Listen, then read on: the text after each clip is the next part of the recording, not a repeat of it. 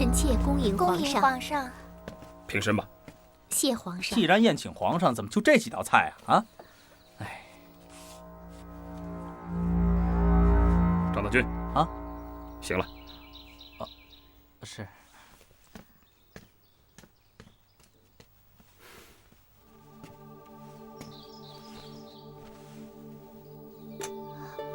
皇上，臣妾有个不情之请，品这几道菜最好不要喝酒，这样才能品尝出臣妾的厨艺。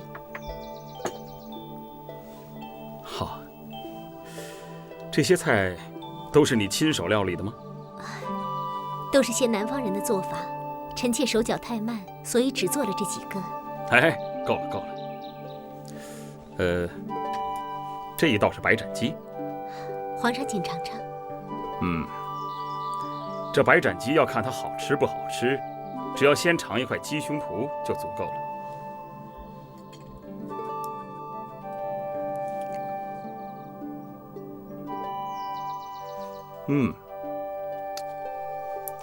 好吃，真是好吃，不温不火，入口清凉，肥而不腻，味道鲜美啊，好吃。哎，来，夫人快请坐，坐吧啊。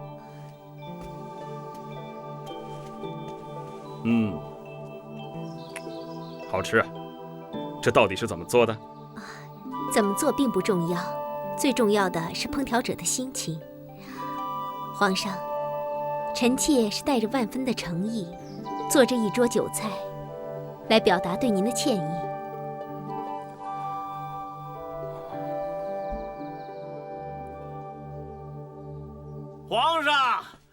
皇上，你们已经开始吃了。晋王，对不起，臣弟来晚了。皇上恕罪。皇上，臣妾忘了跟您说了，臣妾约了晋王来，因为晋王对臣妾有些误会。误会？没有误会，皇上，我跟他没误会。王毅，喝多了吧？我没喝多。张德军，我只喝了那么一点点。是。哎，花蕊夫人，皇上对您可是真好啊！哎，皇上是天天都宠幸你。来，我敬你们二位啊！我祝你们白头偕老，早生贵子啊！来，喝酒。王毅，你胡说什么？皇上，他可是祥妃啊！祥妃也是人呢。祥妃她只能算是半个人，是我们兄弟俩抬举她了，啊！张德军，把他送回去。是，晋王没喝多。晋王，咱们走啊，我还要回去喝。晋王，行了，别再闹了，晋王，回去喝啊！晋王，好了，晋王，咱们走，别拉走吧，晋王。你们别让我走，我还要喝酒呢。花蕊夫人，皇上，喝呀！啊！皇上，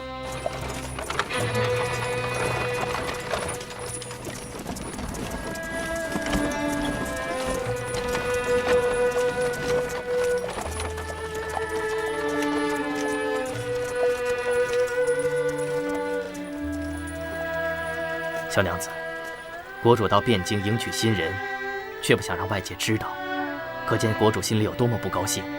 小娘子，您可以明白国主的苦心了吧？我就是明白他的苦心，我才不要为难他。大师，佛祖不是说要人断私情，升华为对众生的爱吗？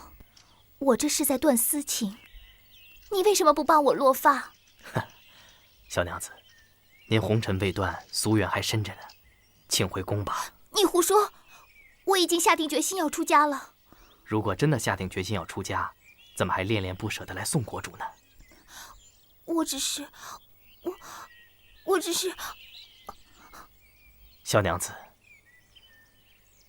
还是回宫吧，在宫里修行也是一样的。贫僧这几日要到北朝护国禅寺参加法会，您有什么疑虑，就等贫僧回来再做商议。我知道你在敷衍我，可是我出家的决心已定。你要是不帮我剃度，我就找别人剃度去。小娘子，万万不可！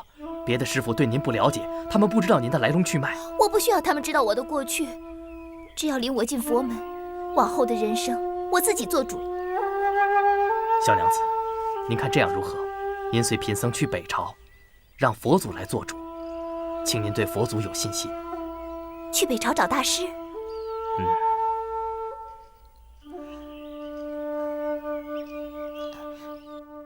骏马，啊，李煜一行啊，已经过江了。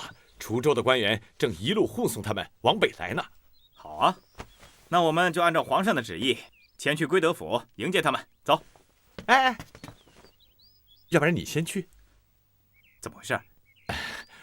我堂妹那儿啊，我还没搞定，我再去下一番功夫。哎呦，你知不知道这新郎都到了，新娘还没准呢。你这是要闹出笑话来的。我知道，我堂妹的脾气太拗了，这不昨天跑到庙里去了。你知不知道这是抗旨啊？也不都是她的错，她一开始就没答应啊。那这么说是你了？哎呀，我也说不清楚了。我看不如这样，你先去接李煜，我呢，再去找我的堂妹做最后的努力。啊？好吧。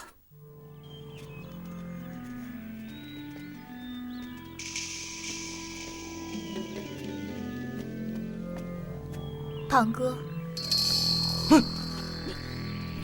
你怎么变成这个样子了？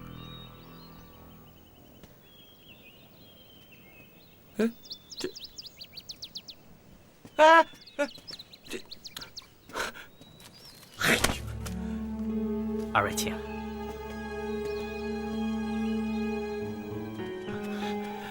哎呀，小娘子，二位请稍等。师傅，我刚才看到赵普气冲冲的出去了，是不是庙里有人得罪他了？大师，我们不是要去参加法会，你要介绍老师傅让我认识吗？小娘子，我刚才打听到一些事情，好像不太对劲儿。宋朝廷安排要嫁给国主的那位公主，她出家了。出家？都要嫁人了，为什么要出家？难道是姑娘不答应这门婚事？公主从一开始就没答应这婚事，而且她也好像不是真正的公主，她是赵普的堂妹。赵普？大宋国的赵普？不对呀，既然一开始就没说定，他们为什么要国主选定日子过江迎娶呢？问题就在这儿，新娘子都出家了，国主去娶谁呢？除非大宋的臣子另有别的人选安排。大师，如果他们是存心要骗国主过江呢？这不像是一个上邦皇帝应有的作风啊！小姐，那国主会不会有危险啊？大师，他们万一是要存心骗国主到汴京，那有没有新娘就不重要了。大师，大宋有阴谋，国主她有危险呀！难道这真是朝廷的对策？是皇上的意思？不，皇上不是这样的人。那么是赵普瞒着皇上一些事。就算赵普瞒着皇上，他也是为了大宋朝廷啊。我该不该去救国主呢？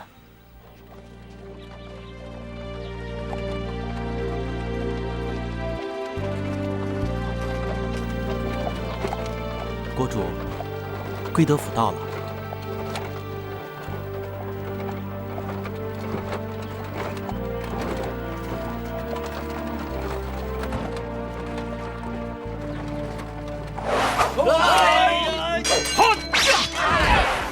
快走！站住！站住！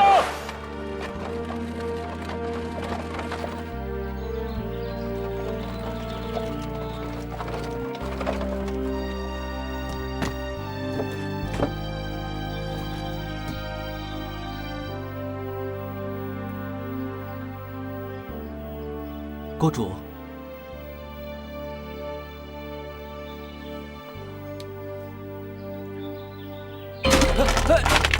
国主，国主，没事吧？国主，没事没事啊。搞什么嘛！国主下马车的第一步就这样，宋朝廷是怎么伺候的？嘘，小点声，人家只是疏忽，别想的太多。国主，既来之则安之，请一切以大局为重。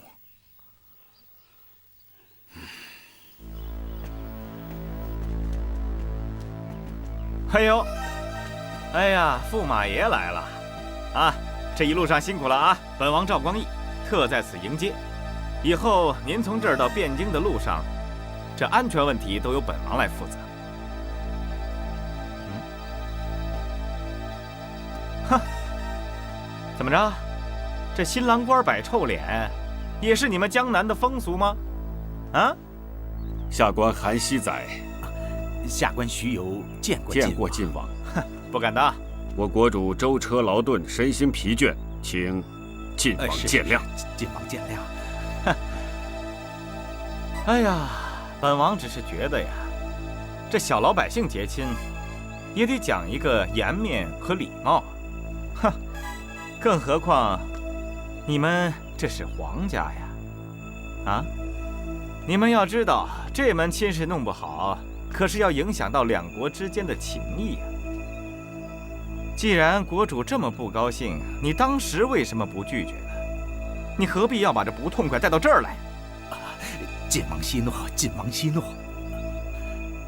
国主，晋王是大宋皇帝的弟弟，他也是奉了皇帝之命来的。得了，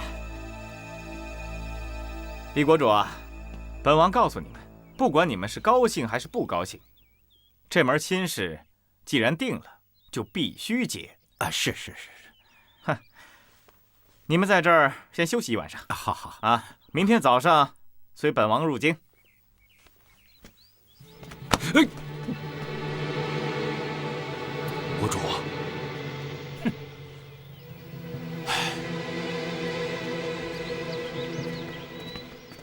王爷，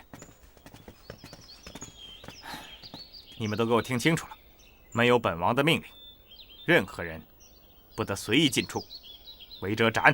是，王爷。驾！快，直接到知府官舍去。是。哎呀，晋王出大麻烦了！瞧瞧你这么慌慌张张的，怎么回事？哎呀，新娘子出家了。这怎么办呢？哎呀，我原来以为她是躲到了庙里。哎呀，可不曾想她连头发都剃了。什么？这不搞出笑话了吗？皇上知道吗？我这不是没敢禀报。哎呀，不说怎么行啊？我有2个好办法，你听听。一个呢，是给李煜再找个新娘子，以免有损皇上的威仪。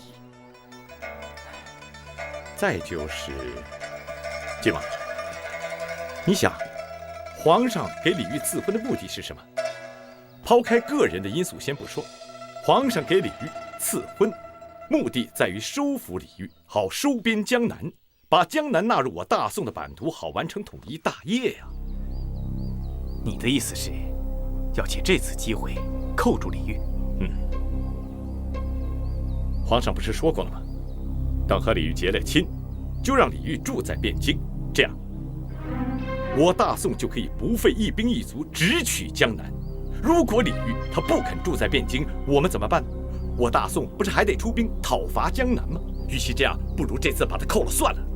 可是这样做，皇上未必能答应啊。我知道，所以，我这2个法子不正要和你商量的吗？按理说，李煜这次带的人少，要想拿他，这绝非难事。可是这么做，会不会引起江南各国的民怨呢？而且，现在蜀中情况尚未稳定，我怕皇上要顾及天下人怎么想啊。俗话说兵不厌诈，而且这次的成婚之事本来就是秘密进行的，有少许人知道消息。等事成之后，咱们就随便给套说辞，不就完了吗？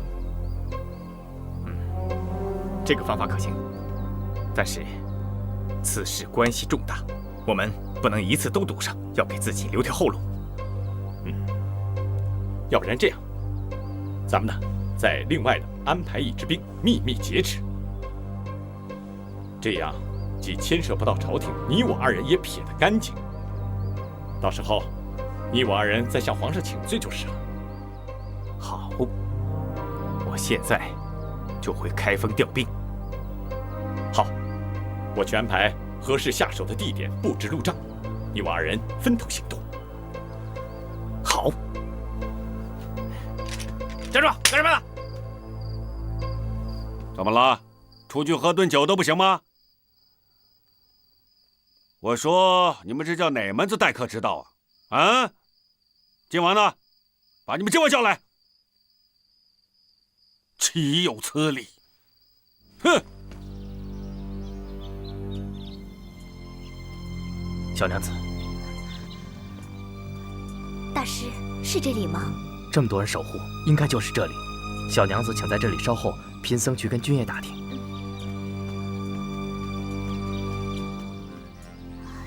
小姐好像进不去呀。大师，守军怎么说的？他们不让进，也不给传话。那可怎么办呢？我们得想办法把消息送进去。国主，问出来了吗？问出来了。外边守军的军爷说，前面黄河古道发大水，路断了，等路修好了以后才能启程。既然是修路，晋王为什么不方便告诉我们？都已经等了2、3天了，他至少应该出面告诉我们一下。守军的军爷说，晋王带人去修路了。既然晋王带人去修路，为什么不让我们出去，而要限制我们的行动呢？朕看，他们是想把朕软禁在这里。国主，下官想，好像他们觉得国主不乐意这门亲事，怕国主后悔，所以才要限制我们的行动。朕是不乐意，但朕也不能稀里糊涂的就被他们软禁在这里。国主说的对，我们一定要想办法，把事情真正的情况弄清楚。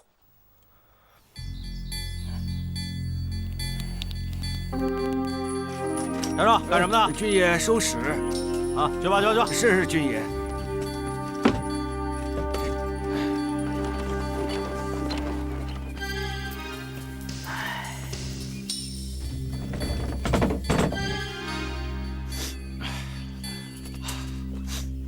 还好，不太臭。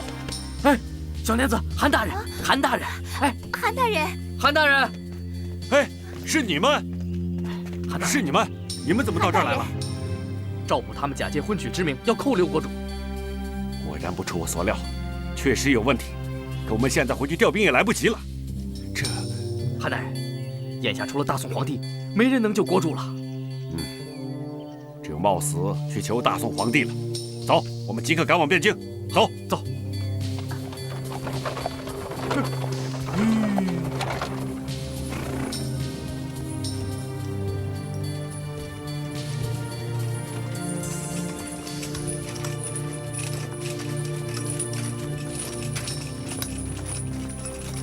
军爷，下官是江南唐兵部尚书韩熙载，也是此次陪国主来迎亲的礼宾使臣。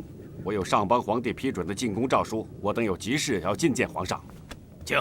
啊。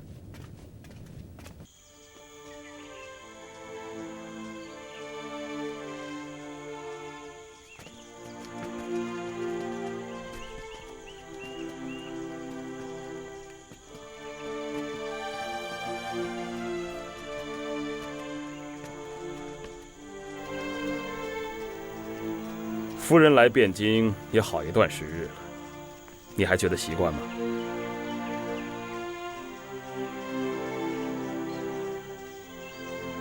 好，北方的天气比较寒冷，初来乍到的人总是会不适应，尤其是你，还经历了这么多的事情，真是难为你了。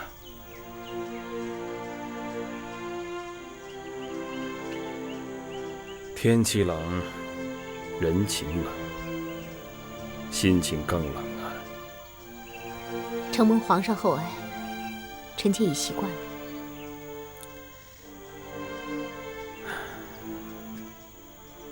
朕没有想到孟昶会死得那么早，朕也很难过。是朕对他保护不周，单凭这一点，朕就应该向你表示歉意。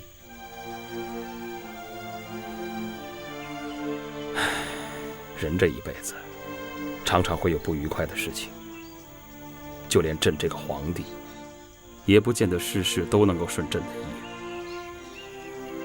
朕的为人如何，你可以不必这么早下定论，你可以慢慢的看嘛。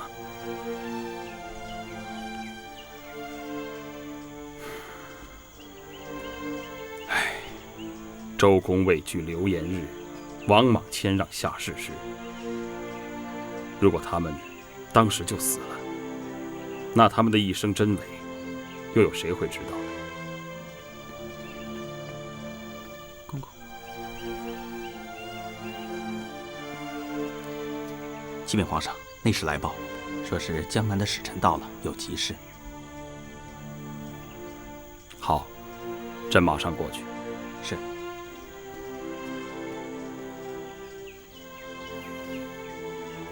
夫人，朕改日再与你详谈。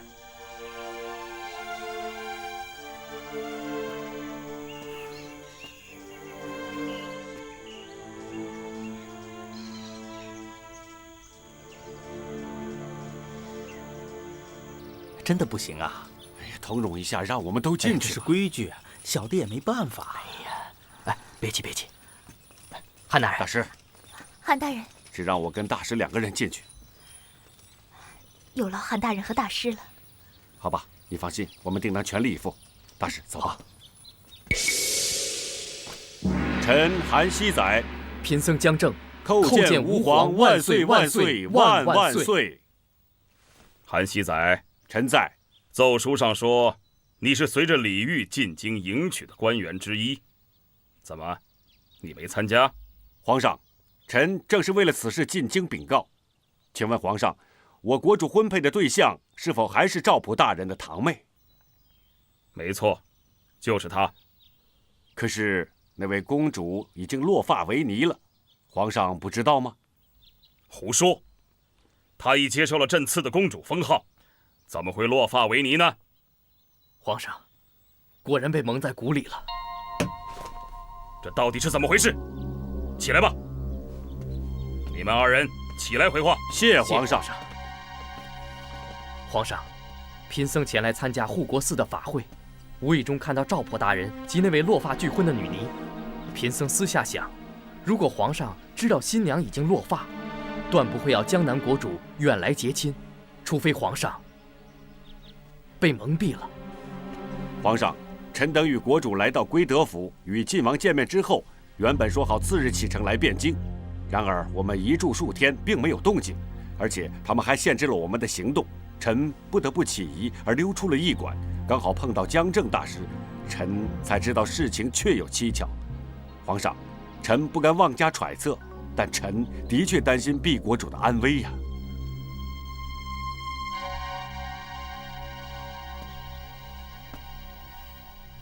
好你个赵普，发生了这么大的事，竟然瞒着朕，连光义也瞒着朕。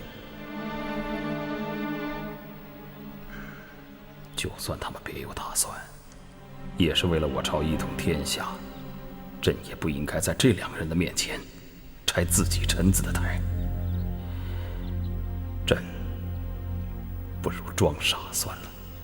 皇上，身为臣子，臣有责任维护毕国主的安全，现在也只有皇上能救毕国国主了。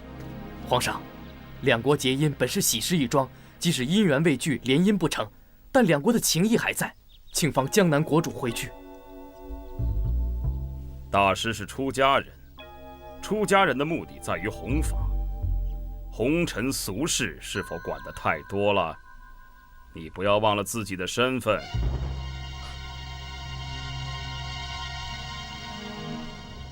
皇上，贫僧没有忘记自己的身份，但贫僧在佛门，深知人与人相处皆有因缘，要结善缘还是恶缘，尽在一念之间。贫僧相信善缘会带来善果。看来大师是尽得佛祖慈悲的真传了，修为无人能及。你若求情，何不去求佛祖啊？皇上，臣常听人说，大宋皇帝宽厚有德，重情重义，光明磊落。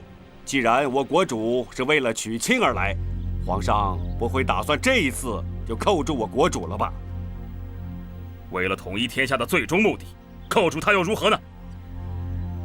朕一直以慈悲之心解决这个问题，不想因为征战而造成百姓的伤亡。皇上，您建立大宋，开拓版图，众人拥戴，是个铁铮铮的汉子。而我国国主穿不了战袍，跨不了战马，要想抓他，大可公开下诏。如果公开下诏他不来，还可以想其他的办法。怎么可以用这等诓骗阴灰的手段呢？难道大宋皇帝拿江南，朝廷就没有办法了吗？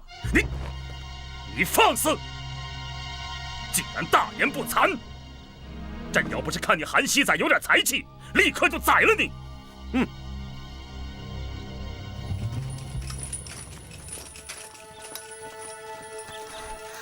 这么久都没有他们的消息啊，不知道他们能不能见到皇上。哎，你在这里等我一下，我去找找韩大人和大师。哦，那你要小心点儿。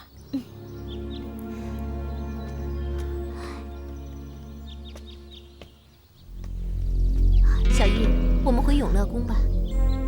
好的，夫人。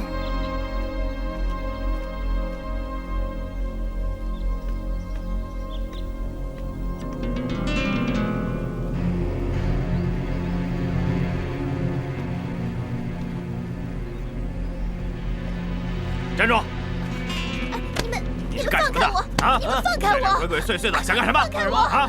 说！放开他！是。请问你是谁？你是宋宫廷里的人吗？你是嫔妃吗？你来多久了？你看看我，你认识我吗？你又是谁？你为什么跟踪我们夫人？我们夫人还没说什么呢，你倒问那么多。小玉，别吓着这姑娘。这位姑娘是谁呀？你怎么可以跟着我到这儿来了呢？你不仅模样跟姐姐长得像，说话的样子都很像。你姐姐？你说的是？我姐姐是江南国后昭惠娘娘。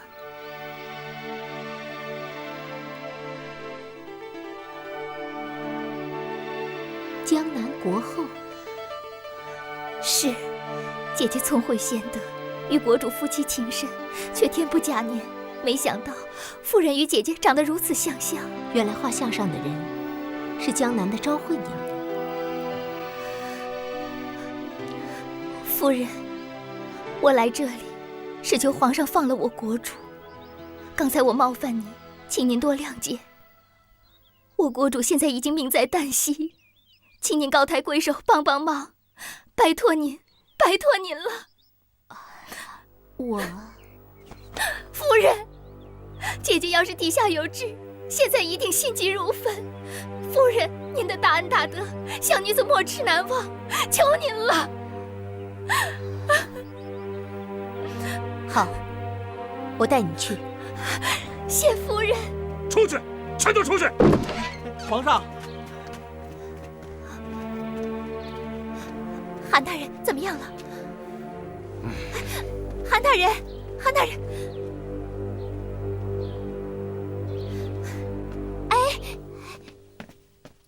哎，你怎么回事？你干嘛的啊？这是皇上。江南唐国前宰相周宗之女周佳敏叩见皇上。皇上，你出去。是臣妾带她来的。她刚才无意中闯入了永乐宫，哭哭啼啼。这御书房怎么能随便进入呢？你们都下去吧。是。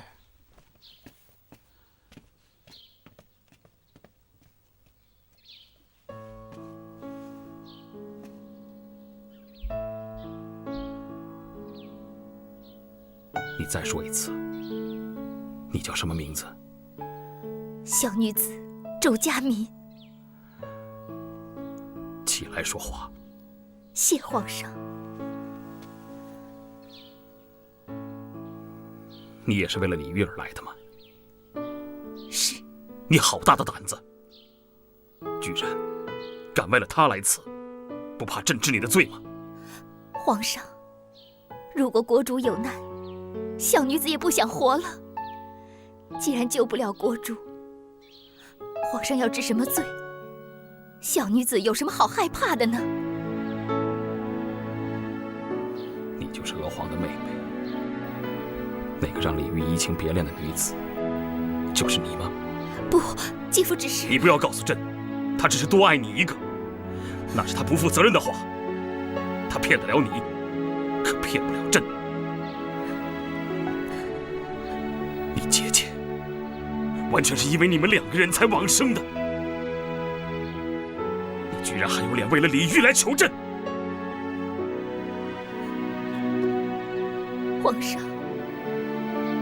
皇上如果只是为了替姐姐出一口气，那国主被扣留也没有怨言。姐姐死后，我和国主都愧悔难当。如今正可求仁得仁，死而无憾。皇上，小女子告辞。慢着。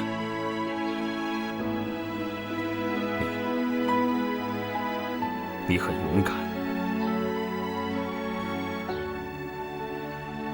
皇上，我与国主真心相爱，不管皇上为了什么理由赐婚，我都愿意退让，成全国主维护国祚命脉的苦心。我们不敢违逆皇上，但是国主远来迎娶，这份诚意，皇上没有理由用诈骗的手段把国主扣下。皇上，请皇上放了国主，所有责罚，小女子愿意替国主承担。当初，娥皇要是有妹妹一般的勇气，我们的情又怎会无疾而终啊？赵普，醒醒！哦，哎呀，你可回来了！我跟你说，我的兵马已经全部带回来了。好，我也选好了地点，设好路障了。等吕毅的人马一过黄河古道，咱们就下手。好，这样一来，我就可以让他们预先埋伏。国主，有没有韩老的消息？哦，没有啊。国主，依下观看，您还是换一套小兵的衣服，先逃出去吧。朕逃出去了，那你们怎么办？不行，国主要走一起走，朕是不会单独走的。国主，我们都是文官，不会打仗啊。你下去吧，朕再来想办法。是，臣告退。徐大人，哦，国主，下雨了，屋子里潮，小的跟太医拿了一些去霉祛湿的干花草，给屋子里熏点香气。放着吧。是。厚德，在，把随行太医叫来。啊，快去。是。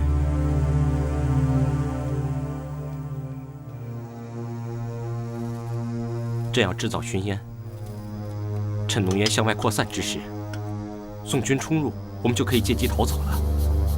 朕在新柴和马粪中加入了白荇、草乌，这2样东西有毒，只要宋军他们进来，就会被迷昏。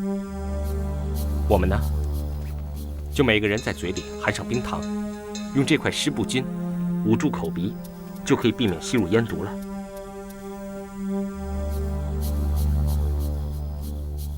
关门。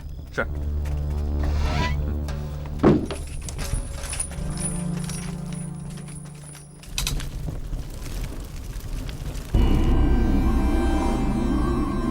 失火了！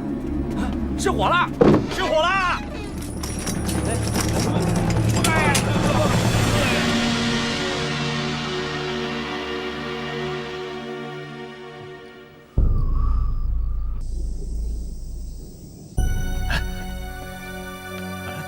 人呢？到哪儿去了？起来！起来！醒醒！哎呦！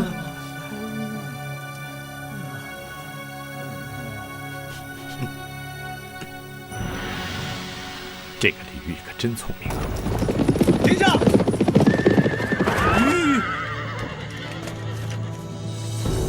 公主，这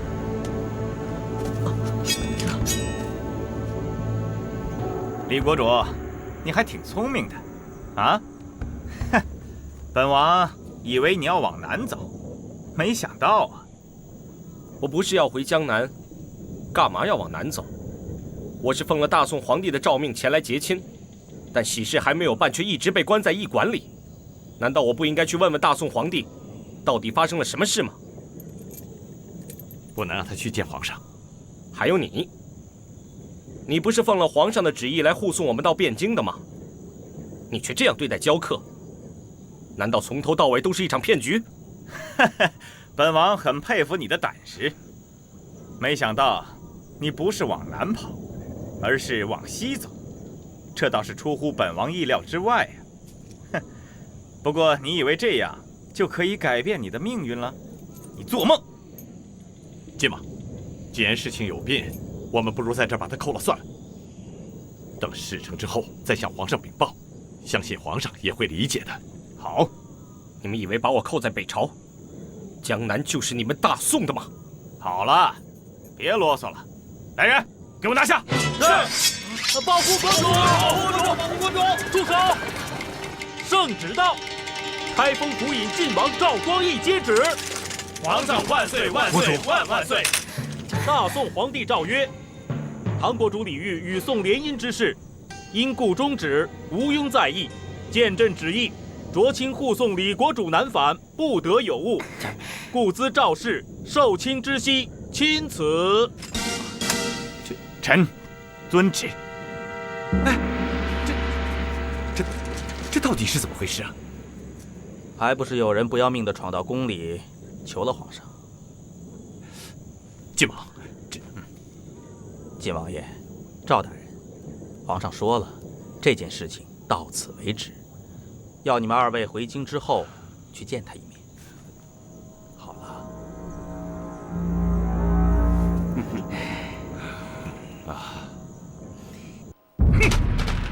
丢人！居然敢自作主张，做出这种见不得人的事情来！你们让朕怎么去面对天下人呢？皇上，是臣的错。你当然错了，而且是一错再错。你们想陷朕于不义吗？哼！罚俸半年。皇上，您是否还想统一天下？当然想。朕统一天下的步伐从来就没有停过，但是做人的原则更是不能变。哼！朕对蜀地用武，却因为王全斌的处理不当，造成几万无辜生灵的丧失。朕不希望这种事情再度发生，才想用笼络的方法来对付北汉和江南。朕不希望因为征战而给百姓造成更多的伤害。统一天下是要为天下百姓着想，绝不能为了统一天下而伤害到天下人，那就本末倒置了。这一次，李煜回去会更加的小心谨慎，对我朝会更加的留意。如果想对他用计，那恐怕就更难了。那都未必。李煜信佛，我们已经在他身边安插了姜正，姜正就可以用佛来麻痹他。这一次，姜正又救了他一命，朕相信李煜会越来越信任姜正的。皇上，依臣看姜正已经倒向李煜那边了，他未必可靠啊。是啊，姜正对李煜的关心并非假意啊，他这个人还是有问题。姜正不是倒向李煜那边，而是倒向佛祖那边了。他现在的心已经真正出家了，所以他才能够扮演好这个角色。姜正这个人，朕很放心。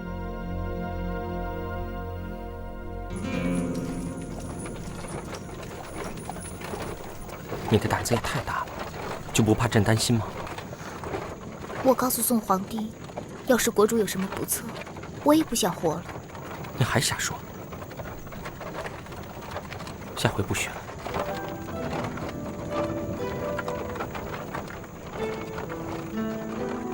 宋宫有一位花蕊夫人，跟姐姐非常相似。他就算长得再像，也不是阿黄。恩师，国主和大宋的联姻是吹了。这倒是便宜了周家二小姐啊。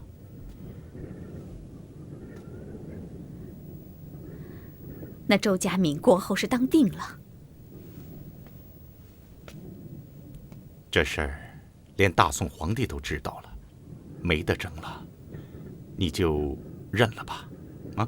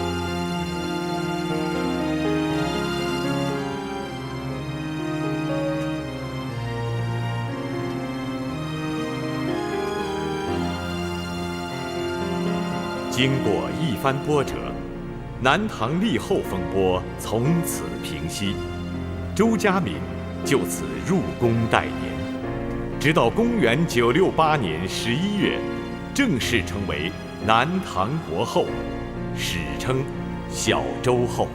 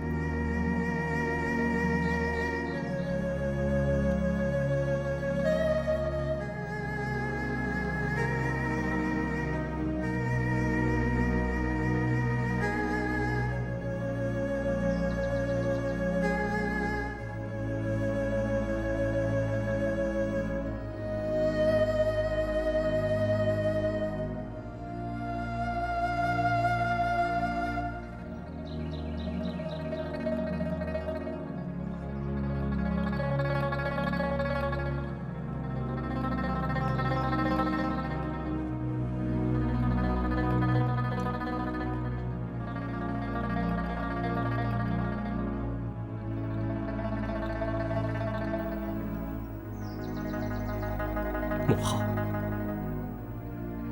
您满意吗？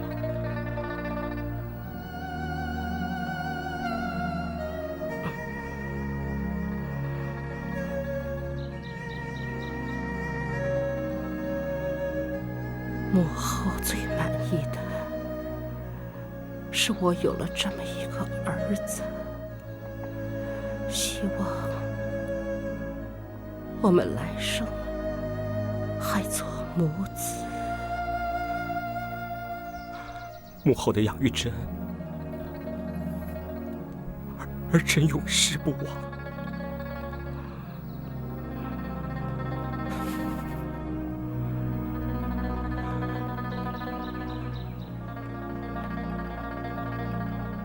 天黑了吧，母后怕是过不了今天这个晚上了。今天这个晚上就剩下你一个人了。母后把你带到这个世界上，又把你留在了这个世界上。母后现在最担心的事，就是怕你寂寞，怕你孤独。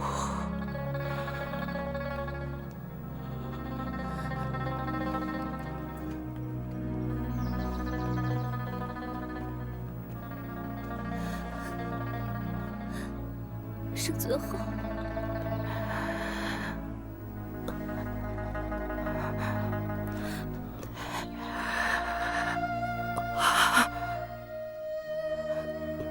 好好支撑着这个家，支撑着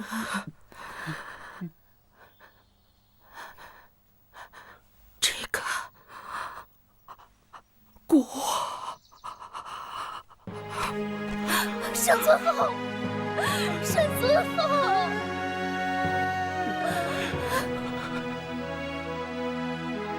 公元965年，南唐圣尊后薨逝，谥号光穆皇后，葬于顺陵。就在南唐葬了圣尊后的第2年，公元966年，北宋终于弭平了后蜀全师雄的叛乱，王全斌等将领收复蜀地，平乱有功，本应重赏拔擢，却因这批骄将屠杀降兵，纵容部属，抢掠百姓，奸杀妇女，暴行令人发指。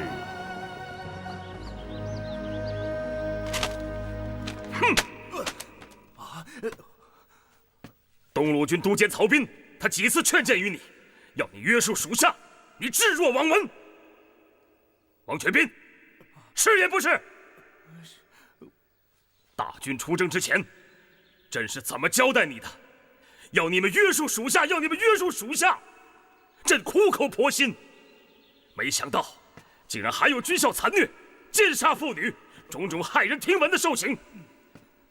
朕收后蜀，不过就是要一统江山，这蜀民何罪啊？更何况一个农家妇女，她又何罪之有啊？没想到你的属下竟然丧尽天良，朕要你们这样的勇将何意？皇上，皇上，皇上！你给朕一个交代！朕要你们这些勇将是要保国卫民，你们居然滥杀无辜，奸杀掳掠！皇上，臣督促不周，臣罪该万死，臣罪该万死！皇上，赵普、窦仪、薛军正，你们说，朕应该怎么样去处置他们？回皇上，王全斌等人的罪状，依照大宋刑律，应当斩。皇上，伐蜀之战全靠几位将军奋力作战，全力以赴。全师雄的叛乱也是靠他们剿平。臣斗胆请求皇上，念在诸将劳苦功高，免他们一死。是啊，皇上，皇上请息怒。皇上，诸将都是跟随您多年的袍泽兄弟，请皇上责令，将诸将所收财物全部没入，收夺其兵权，给他们一次改过自新的机会吧。都是你们治军不严，才引发了蜀中之乱。而这蜀中之乱，已经严重的伤害到我朝的威信。算了，朕暂且免你们一死。王全斌贬为节度，观察留守，其他的人按职等降级处分。臣叩谢皇上不杀之恩，臣叩谢皇上不杀之恩。这阵子发生了很多事情啊。朕见到了你的小妹，还来了一个花蕊夫人，他们都比你有自己的主张啊。你的小妹是为了李煜而来的，虽然冲动，但很有勇气，令朕佩服感动啊。当初你要是有你小妹这份冲动敢为的话，我们又何以至此呢？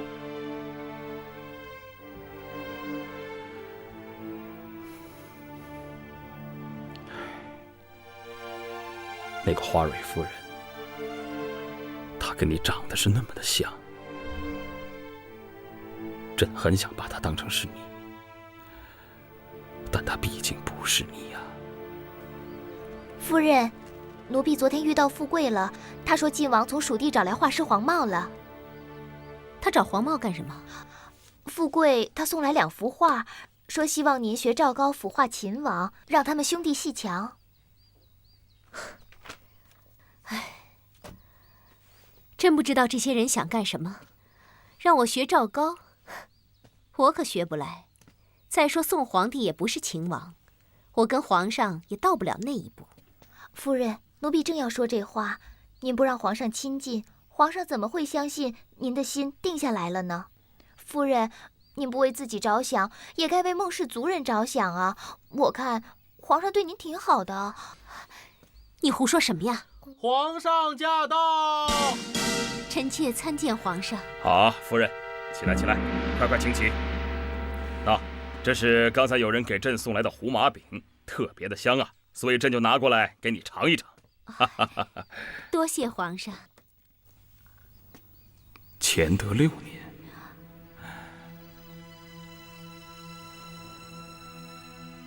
谢皇上专程送点心过来。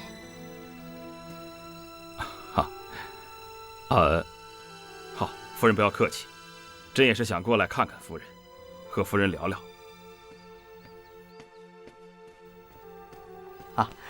启禀皇上，西南藩藏歌顺华王子到了，他送来了好多的贡物。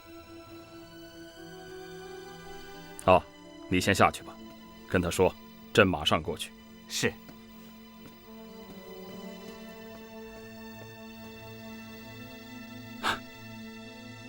夫人，朕本来想与夫人聊聊天的，可没想到……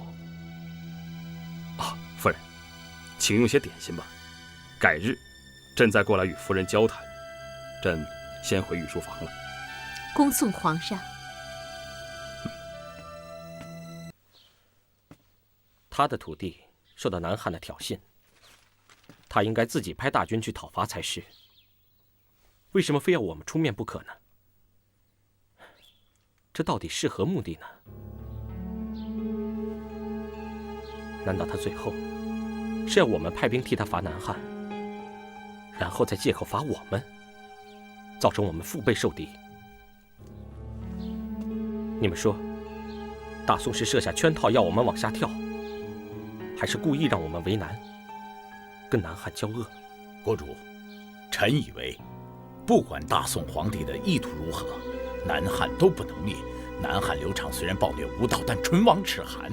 南汉一灭，剩下的就是我们了。国主，陈乔大人说的对，不管宋皇帝为什么不自己与南汉交涉，我们都不能落入他的圈套。当然，也不能不理他，这样会让他抓到画饼的。要不落入圈套，又不留下画饼，唯一的办法也只有斡旋到底。是啊，对南汉要全力斡旋。潘友，你来起草，用朕的私人名义给刘长写封信，对他动之以情，晓以利害。私人名义，国主，那该怎么称呼他？您又该怎么自称呢？既然是私信，就按一般惯用语，称他为足下，朕就谦称为仆吧。是。潘佑给刘昶的这封信写得极好，他立论南汉对宋用武不治，指出自古以来，不论大小强弱，而必须一战者，不外4种情况：第一，是父母宗庙之仇不得不雪；第二，是彼此皆是乌合之众，唯有一战以决存亡胜负；第三，是敌人步步进逼而又无路可退；第四，是对方已现败征，而我有进取的机会，值得一战。而今南汉举兵侵入宋土，什么也不是。南汉这一战，实在是没有必要。不过你看，通篇骈散兼行，讲事理论形势写得头头是道，论才气还是潘佑第一。是写得好，可要是刘昶不答应呢？自然还要再劝，这要极力斡旋。可是您的话一次都用尽了，下次要用什么措辞呢？您可没有继续游说的余地了。朕一直以为知无不言，言无不尽，才是尽到朋友规劝之诚。经你这么一说，倒是提醒了朕。朕是应该亲自写一封短简，这样才能显得出朋友之间的真情感。国主，您还得派一个精通闽粤方言的内侍官，带着江南的绫罗绸缎和您的亲笔修书，这样他看到您的诚意，一定会同意的。你说的对。哎，刚好厚德就懂得闽粤的方言，不如派他去吧。好啊。那朕这就回诚心堂写这封短笺。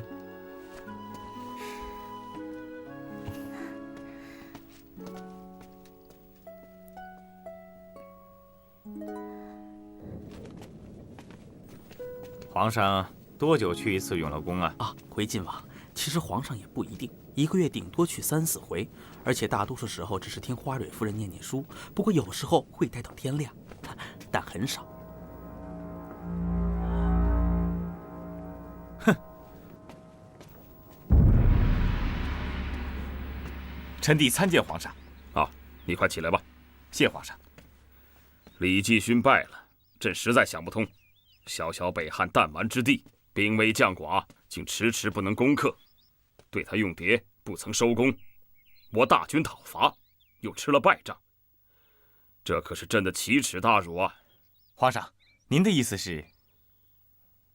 朕要御驾亲征。皇上，这……黄奕，朕要你留守京师。啊！北汉这几十年来，数易其主，投在契丹人的怀中，助纣为虐，屡犯中原。朕要是不能一举收复北汉，就枉为大宋皇帝了。皇上请放心，若是臣弟留守京师，必可使皇上无后顾之忧。好，广义，朕就托付于你了。是，臣弟遵旨。嗯。哎呀，靖王。哼，夫人，怎么，看到本王连头都不肯回啊？本王长得真那么难看吗？啊？见过靖王。哼，花蕊夫人，你别以为你得到了皇上的宠爱，就可以得到他的庇护，啊？你只不过是个降妃，你逃不掉的。大不了一死。死？哎呀，好啊，幽冥两隔，的确是一个不错的逃避方法。只是本王想知道，你用什么方法死啊？是3尺白绫，还是要下毒啊？哦，本王想起来了。哎，有一种药，叫做千机药，喝下去以后，不到1个时辰，四肢便会像用滚烫的水煮虾子一样蜷缩在一起。哼，这种死法可不比上吊吐舌头好看呢。啊，本王手里倒是有这药，要不要给你一些？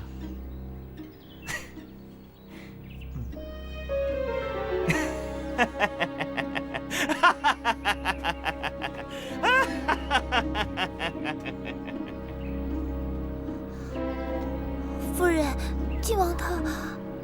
这种人根本都不要怕，他想怎么样随他。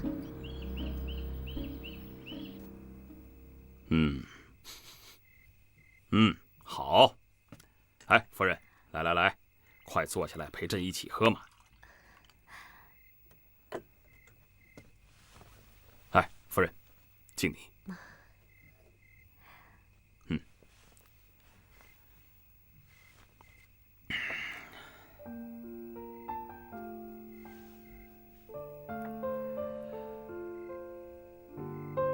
哈哈，朕呐，最喜欢吃的呢，就是你亲手做的菜了。不管是白斩鸡，还是红烧狮子头，都有你独特的用心呐。其实这些都不是最好的，蜀国最美味的是醉焖羊头和白煮药片，可惜这里没这些材料。哦，如果夫人思念故乡的东西，朕可以吩咐内侍，让他们去想办法，替夫人从蜀地弄过来。不用了，谢谢皇上。朕明日就要御驾亲征了，快则几个月，慢则可能会更长些。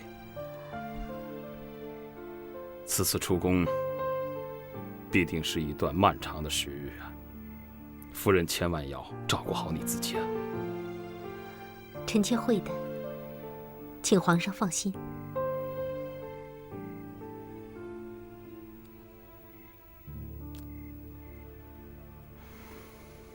好，来，吃菜啊！来，多吃一点啊！公元969年3月，赵匡胤御驾亲征，伐北汉。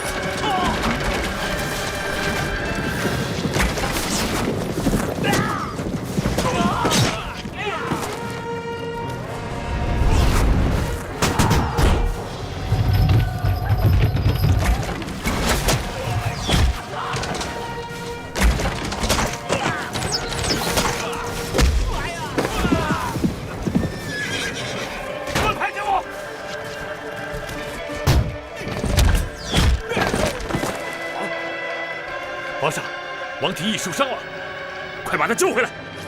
王将军，快！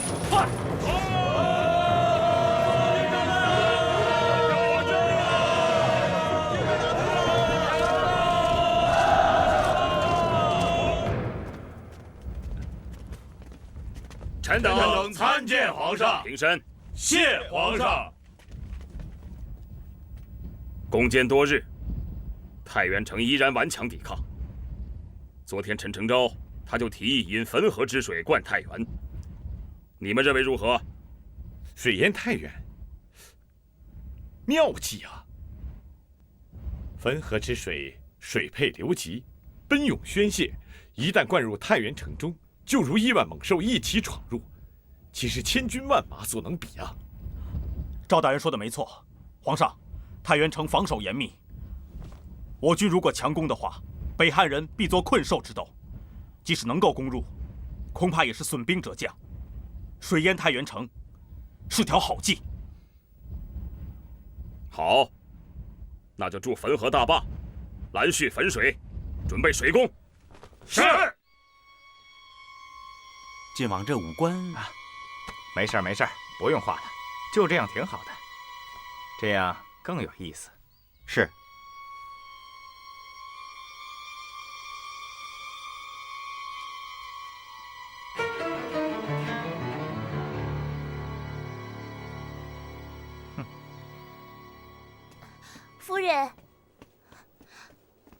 夫人，郭贵妃让人给您送来几本书。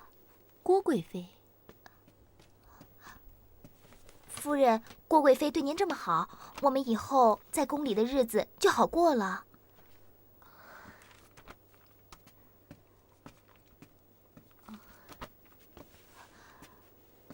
小的张德军见过夫人。公公有什么事吗？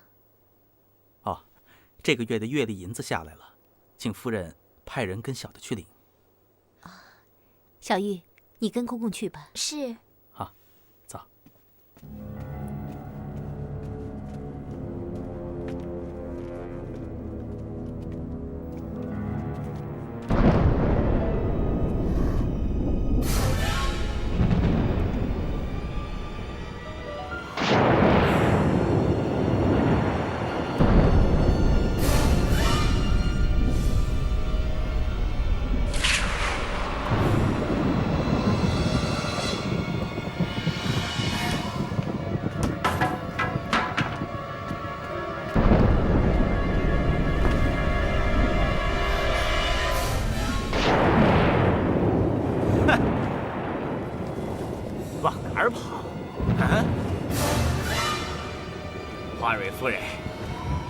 逃不出我的手掌心了。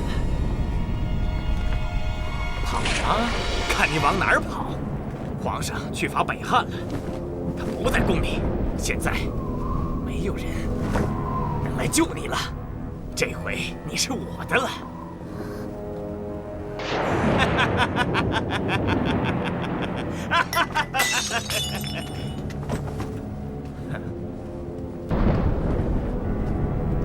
好啊，往这儿戳，来啊，戳我呀！来呀，戳呀！哎呀，好一个贞洁烈女子！我告诉你，你要寻死的话，本王就告你个阴谋造反、畏罪自杀。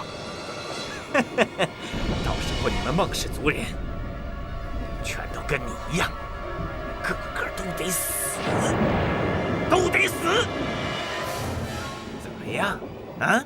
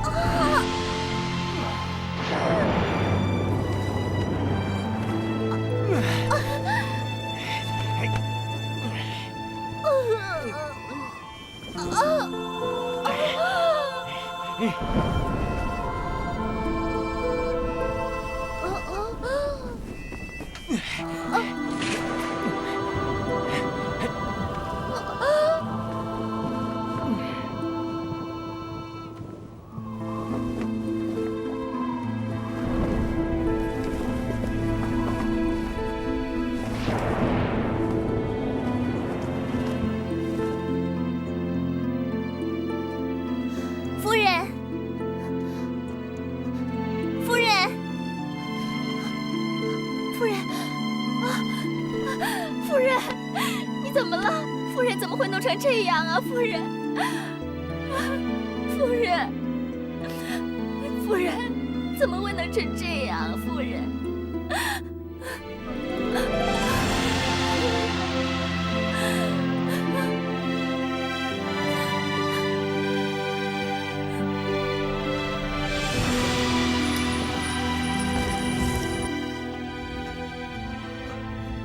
启禀皇上，东西班都指挥使李怀忠为国捐躯了。啊！李怀忠和数名兄弟驾着小船，带着烟硝膏油向太原城南门冲去。他们原本打算焚毁城门，引大水灌城，孰料汉军在城楼上一阵乱箭齐射，李怀忠及弟兄们全部罹难了。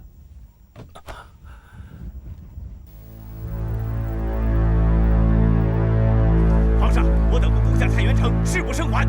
皇上，请下旨让臣等再攻太原城。皇上，请让臣等驾舟上阵，替李怀忠报仇。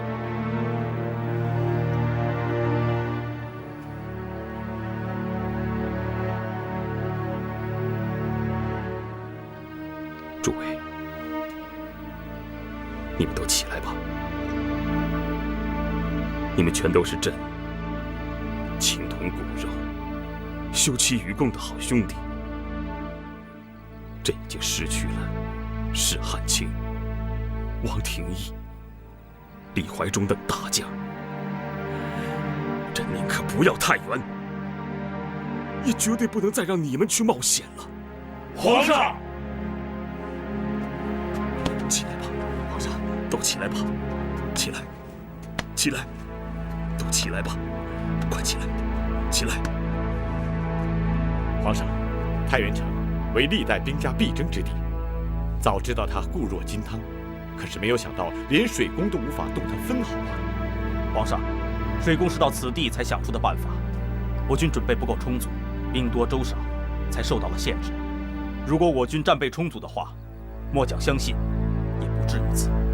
皇上，臣有急事禀报，最近军中已有数百名士卒上吐下泻，臣怀疑有疫病流行。疫病？你可曾到其他的军营查过吗？有，臣每日诊病，发现他不是单独的个案或食物不洁引起，而是有疫病正在蔓延。河水飘荡，尸体很容易腐烂，确实容易爆发疫病啊。医官，你说，我军中所备的药材可还充足？现在还可以应付，如果疫情扩大，那就成问题了。皇上，臣李光赞斗胆提议，请皇上暂时班师回朝，以后寻机再谋攻伐。这一夜，宋太祖赵匡胤彻底失眠了。他深悔这次进攻北汉的孟浪和轻率，他估计太原城旬日半月之内难以攻破，劳师弥饷，又加时疫爆发，无可奈何之下，只好下令班师回朝。这是他登基以来唯一一次的大溃败。宋太祖感到非常懊恼、沮丧，然而他并不知道，他久攻不下的太原城，就在太原人排放城下水之后，浸泡了多日的太原城墙，在水退后，反而自动坍塌了。剑马，这皇上要回来了，小的担心。担心什么呀？剑马，这是小的把小玉支开的，小的担心他会告诉皇上。剑马，那小的这脑袋可就不保了呀。你还真是胆小怕事啊！你放心吧，他只不过是本王的笼中之鸟。哎，你这么一提醒，本王倒是想起来了。虽然是笼中之鸟，可是困久了，难保它不思变呢。哎，这样吧，你回头派人给我送点礼过去。是，晋王，听说这次皇上没有攻下太原。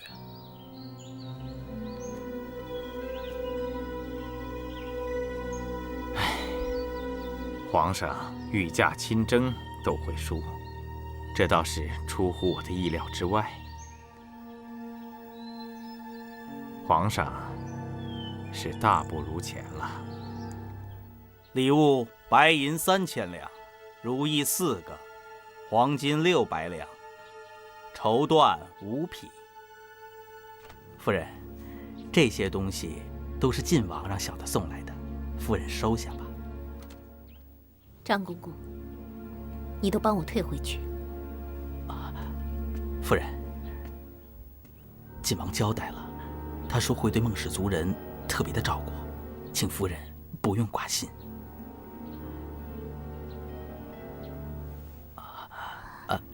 夫人，小的这儿也有扶桑国进贡的东珠1颗，请夫人笑纳。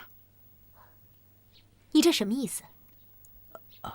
夫人，小的是希望您在皇上面前替小的多美言几句。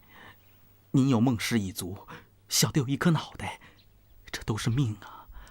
再说，这么贵重的东西，小的也不配拥有。夫人，小的告辞了。夫人，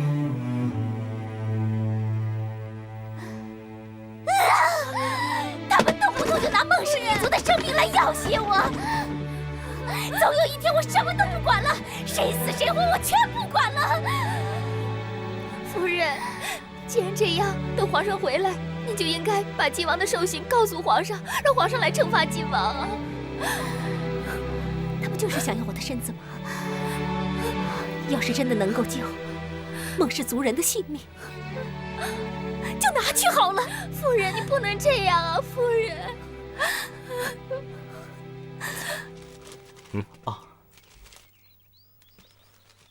刘昶还说了些什么？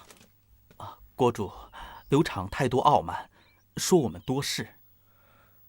南汉这岂不是要自诉其祸？刘昶敢兴兵，是依仗着依山阻水的地利。他说他北有五岭，东接大海，西面山高水深，路途崎岖，说宋军到不了他的属地。又说他战胜，进可取中原；战败，大不了犯巨州、扶沧海，至少不会落得像孟昶一样的下场。刘畅暴虐寡恩，真到他兵败之时，朕不相信他身边会有多少忠臣义士，能够让他如意地带着他的后宫妃子泛巨舟、浮沧海，简直痴人说梦话。你们说现在该怎么办？刘畅自不量力，狂妄，目中无人。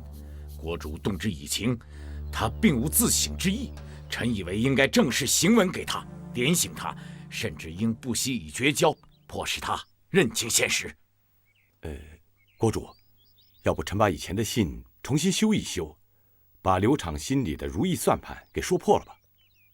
好，叫他不要一意孤行。是。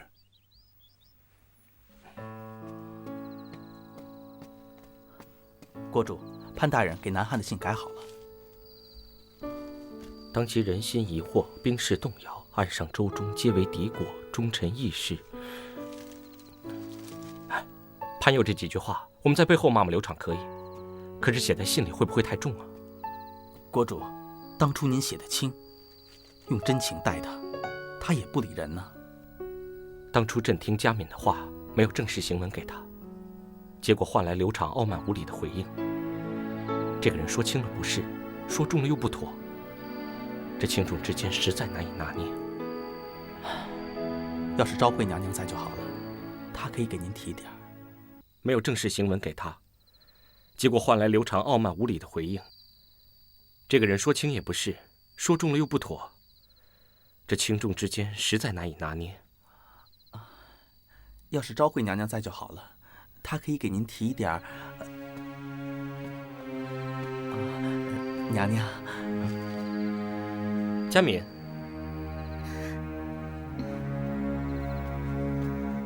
国主，天气冷了，臣妾给您熬了点鸡汤。你真好，来。哎，裴公公，你又在国主面前提昭惠娘娘了。我就爱提，怎么了？哎，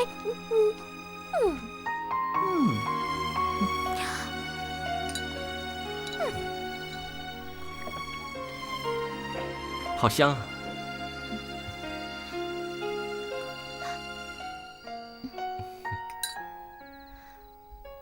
国主，这是怀炉，您收着，可以暖暖身子。佳敏，你真好。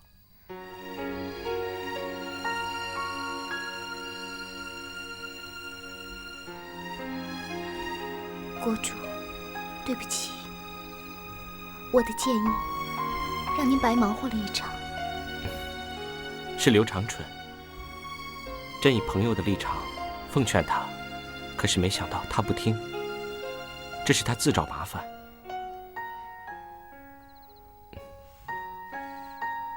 佳敏，朝廷的事情你不用担心，朕会处理的。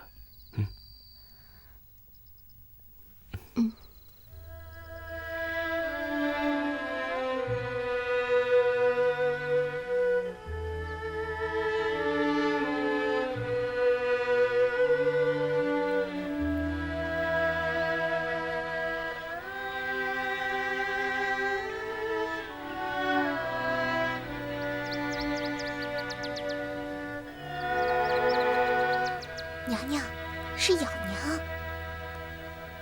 哎，娘娘，佳敏，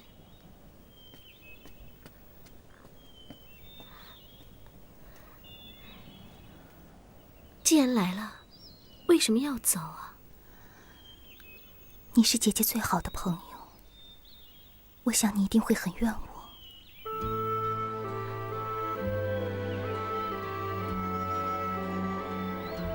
曾经，我是对你有怨，我无法谅解你为了个人的私情而让娘娘这么伤心，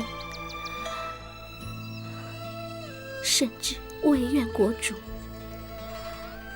这就是为什么我选择离开宫廷的原因。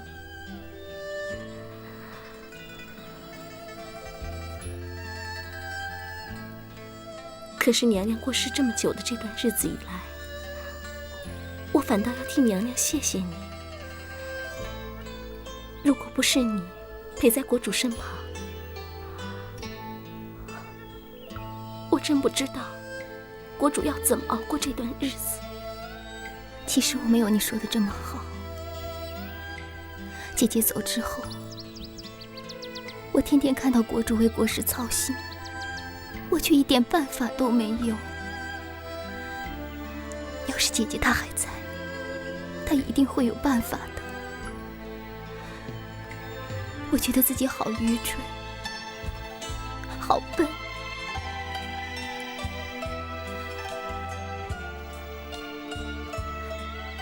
我真的好想姐姐。我知道国主她也想姐姐，可是我们都不知道该怎样去安慰彼此。我们也不知道该怎样面对自己犯下的错误，甚至连内心的惶恐都不知道该怎么跟别人去说。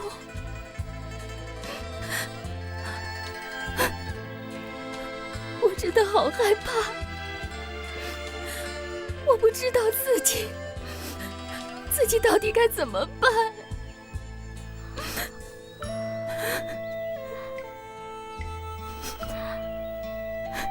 佳敏，都过去了，别再自责了。你必须原谅自己。过去的你，那么有信心，那么勇敢，像棵忘忧草似的，喜喜乐乐，无忧无虑，让国主多开心啊！佳敏，那才是你啊！当初国主被吸引的，不就是这个吗？每个人都有自己的长处，所以每个人帮国主的方式也不一样。你让国主开心温暖，国主的烦恼消除，自然就生出信心。这比你帮他出主意更有意义，不是吗？你有别人不及之处，你应该把过去的那个你找回来才是啊。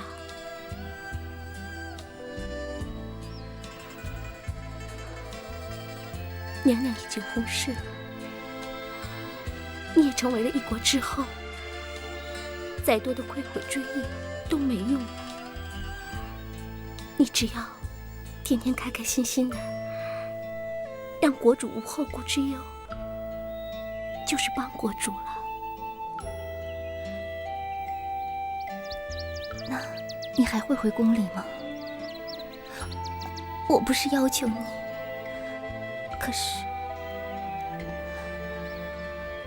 可是我也知道国主她也希望你回去。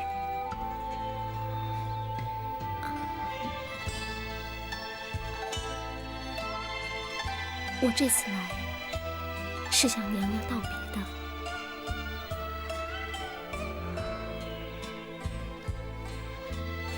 娘娘有遗愿，要把霓裳羽衣曲的舞步流传开来。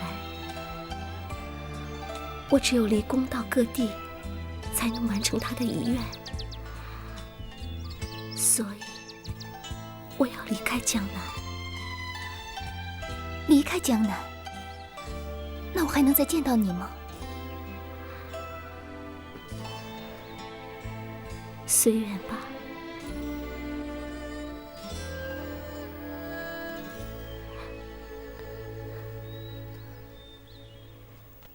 娘娘把我当好姐妹，你当然也是我的好姐妹。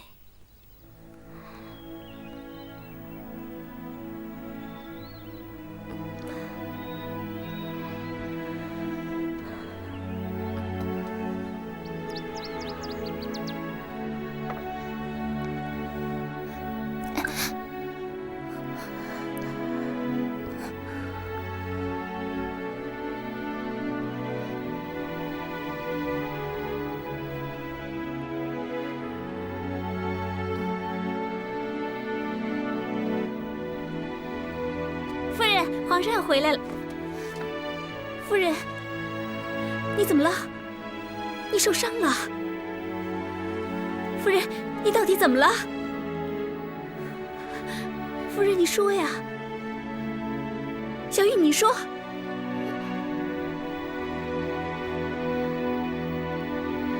夫人，如果你真的受了什么委屈，皇上就要回来了，你可以跟皇上说。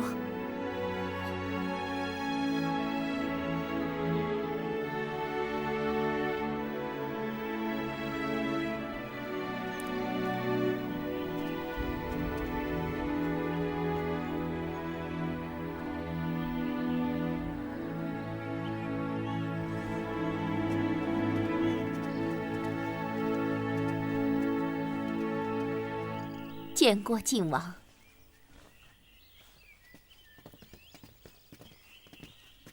夫人，请留步。夫人，去接皇上。请借一步说话。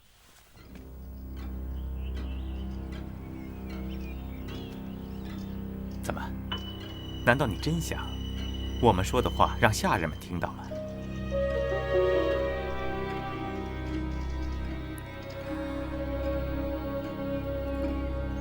夫人，本王是要提醒你，现在我们二人的关系更进一步了。告不告诉皇上你自己决定。你告诉了皇上，只有2种可能：第一种，皇上最多把我给骂了，罚我几年的俸禄；不过还有一种，就是皇上把你赐给我。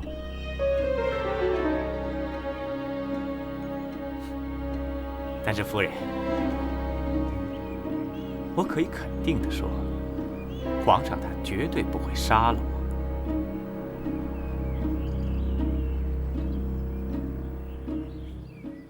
圣驾荣归，恭迎皇上班师回朝。吾皇万岁万岁万万岁！众卿平身。哎，你怎么了？看你脸色发白，你病了吗？你没事吧？是否在这里恭候皇上太久，累了？啊，朕不是说过了，不必相迎的吗？哈，皇上，您不远万里征战，一路辛苦，这是众人的一番心意啊。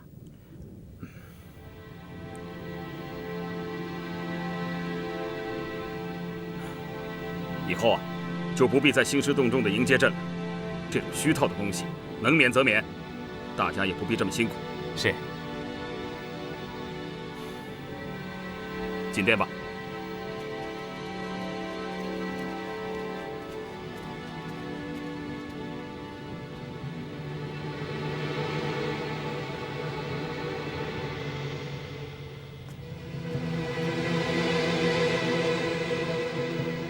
这几个月来，兴师动众，劳民伤财，最后却落得个无功而返。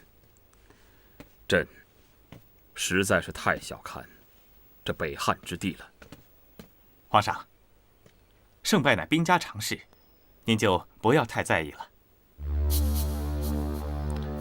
哎，朕实在是后悔呀，没有按照当初筹划的先南后北的策略。朕这次付出的代价实在是太大了。哦，对了，这南汉呢？南汉那边的事情解决了吗？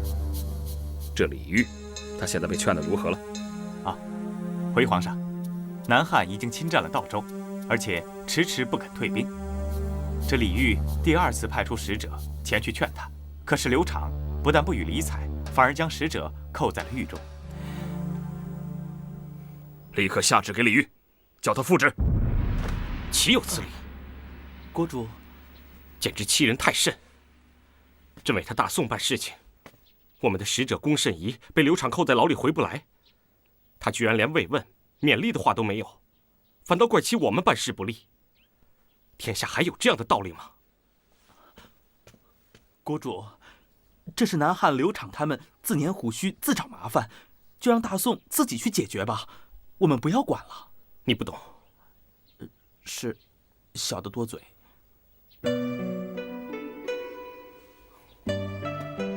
这南汉虽然可恶，可朕也不想他被灭了。赵匡胤这次去北汉打了败仗，气没地方出。南汉要是惹恼了他，宋廷一定会发动战争。只怕到时候，版图上我们又会少了一个半。国主，您听信姜正的话，广建佛寺，崇佛厚僧。轻者是歹徒有可趁之机，披着袈裟为非作歹；重者有亡国之虞，成了有心人阴谋颠覆我朝最好的保护伞。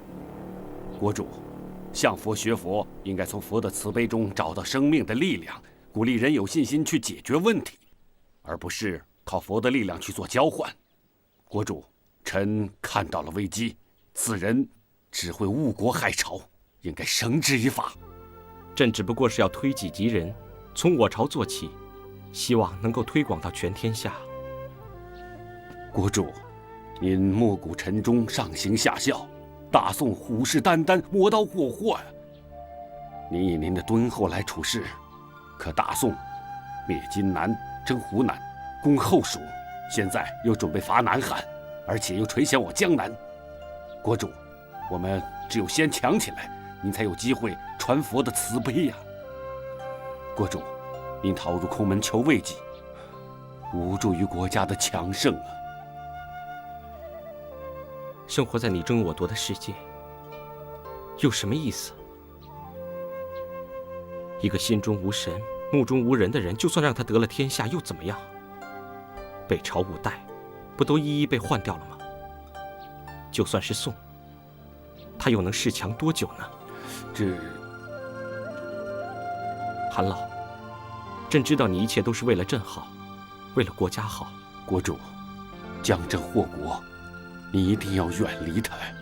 先不说这个，你如果真的是为了国家好，朕屡次要你入朝当宰相，为何你每次都拒绝？国主，臣老了，臣能力不足，臣告退了。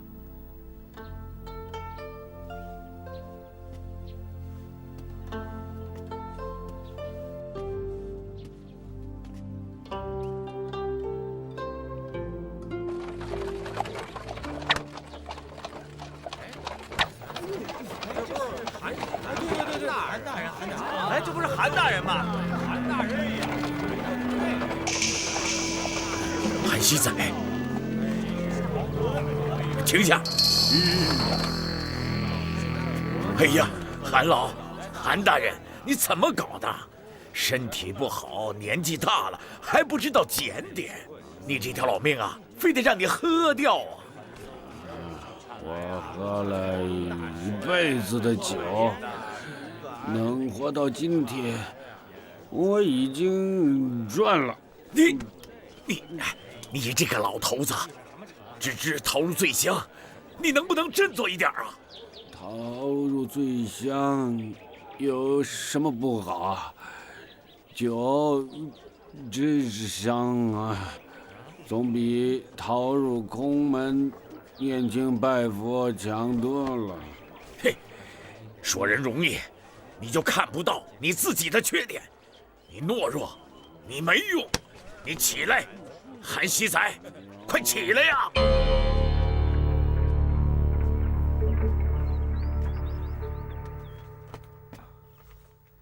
这个拿下去吧。怎么了？国主，韩老他过世了。过世了？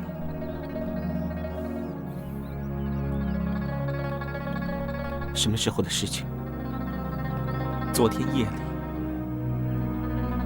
韩老向来纵情喝酒，不加节制。他家人说他的身体早就不行了。怎么会这样？他前日还进宫直言劝谏，怎么说走就走了？他喜欢喝酒，喜欢侠妓，生活不检点，不把自己的身体搞坏才怪。去通知陈乔和徐友，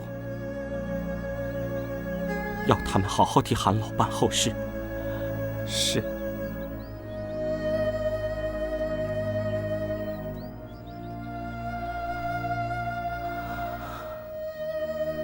朕赐韩熙载亲被入殓，追封他右仆射同平章事，废朝3日，以示哀悼。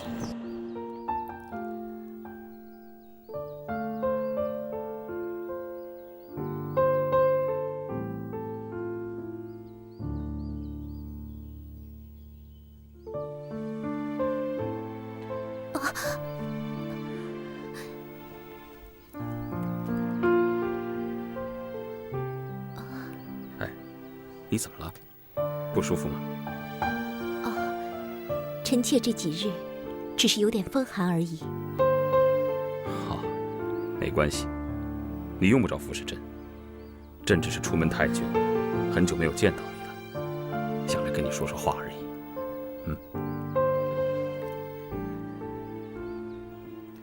花蕊夫人有没有说出那件事啊？小的很仔细地注意过，花蕊夫人始终没有说出那件事。哼，那就好啊。晋王，小的该做的、不该做的都帮您做了。您答应我帮我恢复本家姓名的事儿，您看。你小子这事儿记得倒挺清楚的。不是，小的哪敢呢？只是小的就算跟晋王赊个账，以后还要听晋王差遣。好了，你就放心吧。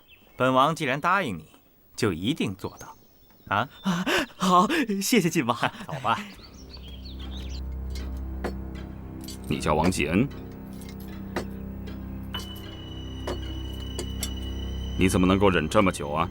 皇上，小的过去不敢说，是怕您把小的撵出去。时间久了，就更不敢说了。那你现在怎么又敢说了呢？是小的无意当中说给晋王听，晋王说让小的向皇上认罪。皇上，念在这小子对您一片忠心，臣弟觉得就饶他这一回吧。饶你可以，不过以后的所作所为，你可要自我检点。多谢皇上不罪之恩，多谢皇上，多谢皇上。你下去吧，顺便将赵普宣来。是，奴才告退。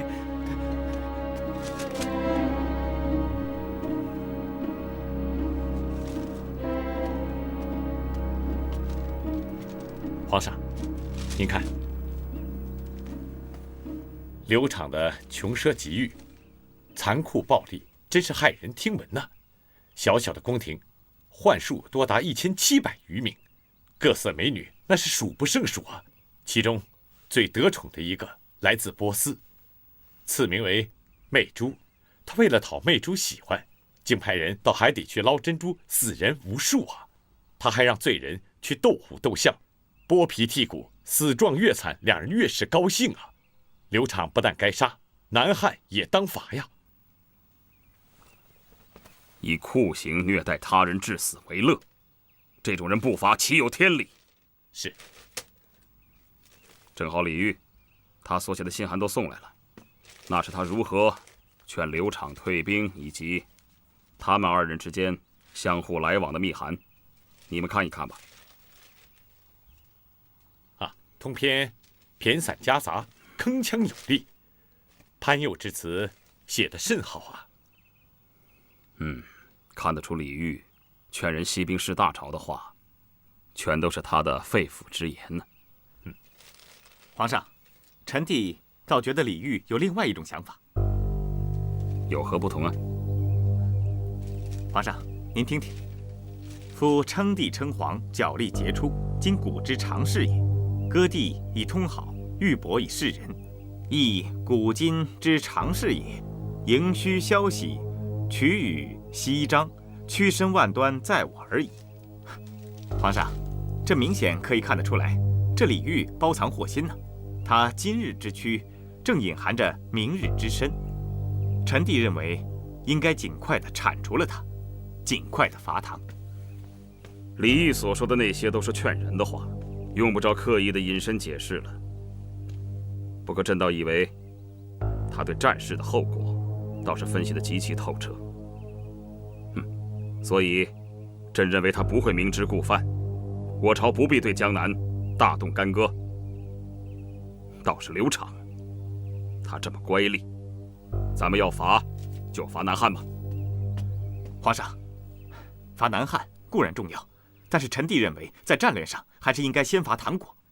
取了江南唐之后，以江南为根据地，再罚南汉，这样才会使我军不至于长途跋涉，兵疲马困呢。可是李煜他又没有犯错，朕师出无名啊！可皇上，这可是国事，这是战略呀。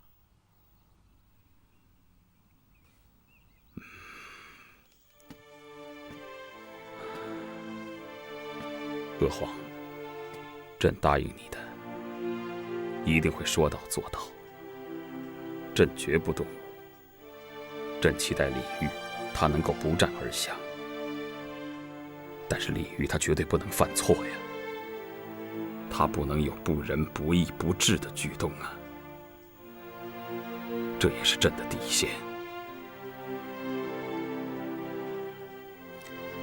娥皇，统一天下，并不只是为朕，也不只是为大宋，而是为了天下苍生一劳永逸的福祉，是我炎黄子孙的责任啊！你会明白朕的，对不对？诸将听令！出兵南汉。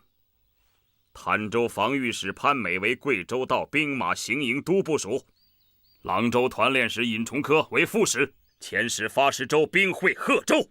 是。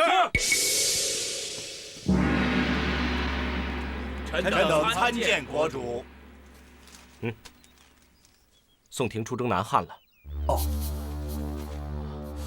这不知道下一个会不会是我们。宋廷出征南汉，国主心里担忧，才会找大师开示啊。国主找大师，还不如找朝廷大臣，大家早该商量出一个对策。国主找过几次大臣，但是各有各的说法，有人建议战，有人建议和，没有一个人能提出具体有效的办法。两位大人请留步。国主在里面吗？啊，在里面。国主什么时候出来？带小的进去问问。让开！林大人，两位大人，两位大人，两位大人，等一等，两位大人，国主，请书臣无状。臣有急事，非急奏不可。急事？是。请国主回承新堂。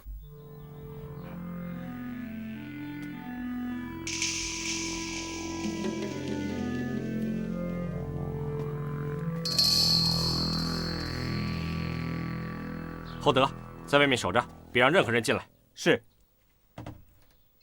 说吧，你有什么奇迹？国主，臣的奇迹就是，趁大宋攻打南汉时，出师江北寿州。这跟南汉何异？岂不是自惹祸端？不一样，国主。大宋出兵南汉，可他北边有北汉，他刚伐北汉输了回来，所以需派重兵防守北汉，趁机偷袭。因此，戍守江北、淮南、株洲的宋军多已抽调在外，而且我朝对宋委曲求全，宋皇帝对此地是最为放心的，防务必然空虚。此时正是我们的大好时机啊！没错，这一带本是我朝疆土，百姓念旧，必然支持。一来可以收回江北14州，二来可以大振国威，甚至可以就地征集军粮，直捣边境。国主，奇迹之奇就在于，臣马上带兵过江北上，以寿州为根据地之后，请国主立即通知宋朝廷，就说臣举兵叛乱，请宋皇帝派大军围剿。这么一来，北汉跟契丹也许会趁机南下，那天下岂不是又大乱一次了？只此一计，便可以重创宋廷，也是我朝反败为胜的契机呀！国主，臣愿将家眷移送金陵，是其之事，请尽搜臣之家眷下狱，可使北朝相信臣是真的窃兵叛乱。此计若成，将来臣归国受赏；此计若不成，国主，请进驻臣之家眷，以向宋皇帝表示您对他忠心不二。林仁昭，国主，这是我朝反攻的好时机，请国主采纳。你真的要拿你全家人的性命当赌注？国主，臣受国主隆恩，无时不思报效国家。国主，臣训练的水师终于可以派上用场了。此事关系这么多人的性命，这要好好想一想。国主，臣一片至诚啊！正因为你一片至诚，朕又怎么忍心呢？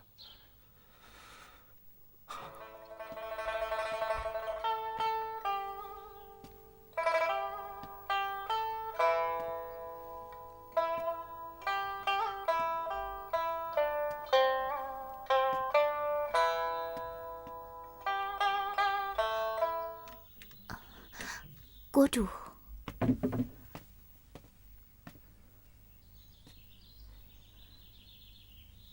你为什么要学弹琵琶？因为臣妾想姐姐。国主，臣妾现在要学姐姐弹琵琶，臣妾一定会努力，臣妾要弹得像姐姐一样的好。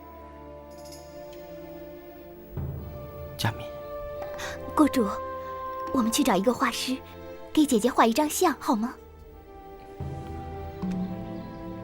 你听着，你是你，娥皇是娥皇。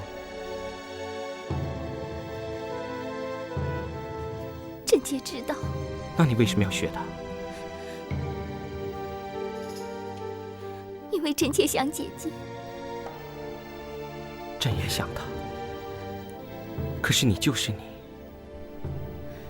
你最擅长的不是古筝吗？为什么你要学姐姐呢？臣妾不想碍着你想姐姐，臣妾不是嫉妒，不是吃醋，臣妾只是希望姐姐她能够天天陪伴你，臣妾只是希望你可以大大方方的在臣妾面前弹姐姐。你不敢在臣妾面前弹姐姐，难道你以为臣妾这么小气？姐姐她都不在了，臣妾还用得着跟她争宠吗？你听朕说，佳敏，姐姐的死跟你没有关系，她本来就病了，不是你的责任。不，都是臣妾，都是臣妾，她才延误请太医，都是臣妾的错。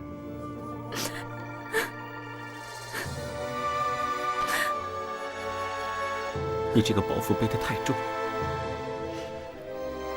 如果真的要说罪魁祸首，应该是朕，不应该让你一个人承担。让我们一起承担吧。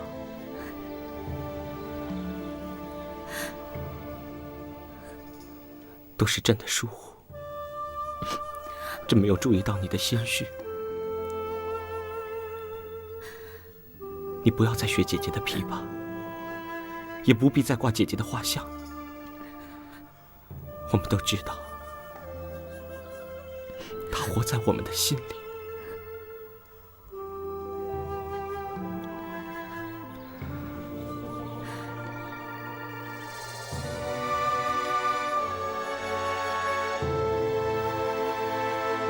那我们一起想姐姐。好，我们一起笑着想她。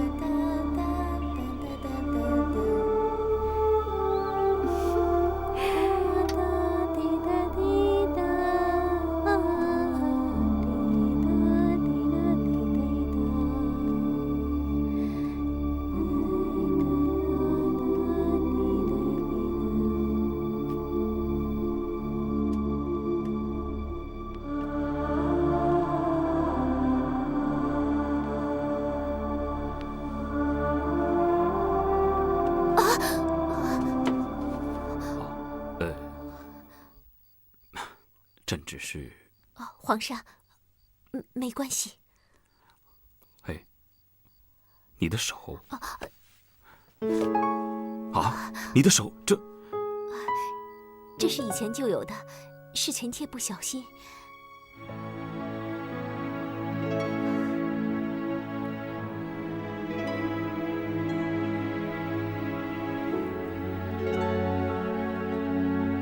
等过些时日，朕想封你为贵妃。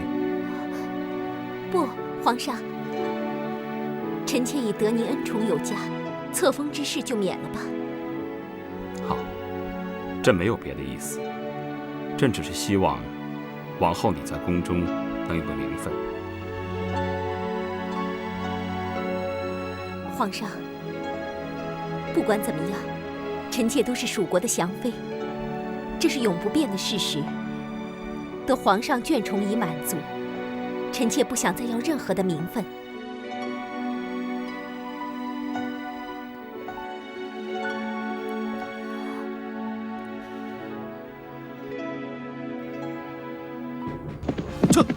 撤！国主，陈乔大人求见。国主。这是李仁昭得到的最新消息，南汉灭亡了。这么快？那刘畅他人呢？被宋军押送汴京。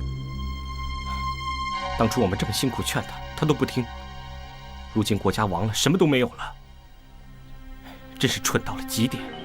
国主，李仁昭再度建议，希望国主准许他利用宋军从南汉回师的路上，兵困马乏。粮食不多之际，攻其不备，不可行了。前次没有答应他，现在时机已经过了。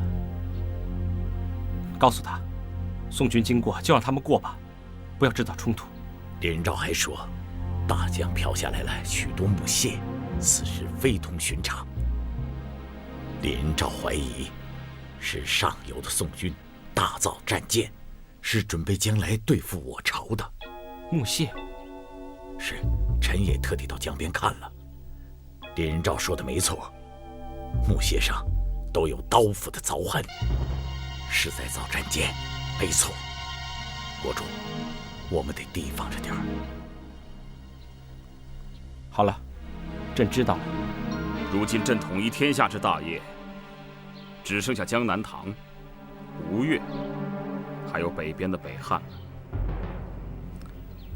这吴越和江南唐都恭顺天化，朕无需担心。现在朕最在意的，就是北边的北汉了。皇上，北汉固然可恨，但是战略上，臣还是建议把它放在最后，还是要先南后北，先易后难。待全部统一之后，皇上就可以全心全力来对付北汉了。是啊，皇上。我们应该一鼓作气灭了唐国。伐李煜和伐南汉不同，他们江南有强大的水师，我们首先得督练我们的水师才行。皇上，这南汉都灭了，断无留着江南唐的道理啊！朕并没有留他。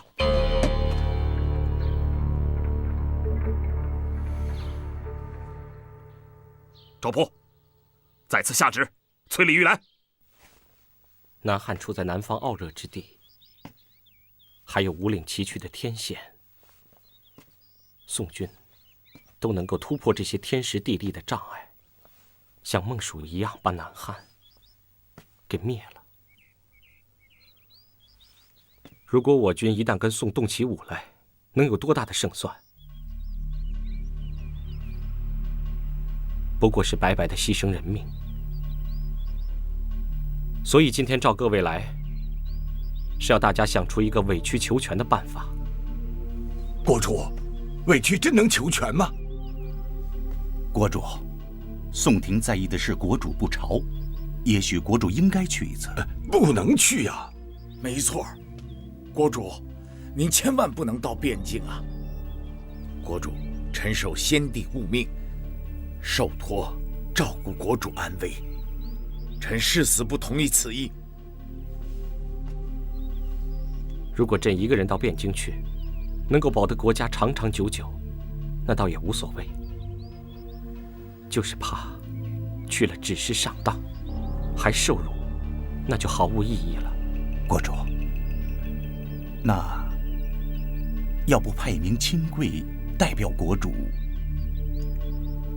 去朝贡下？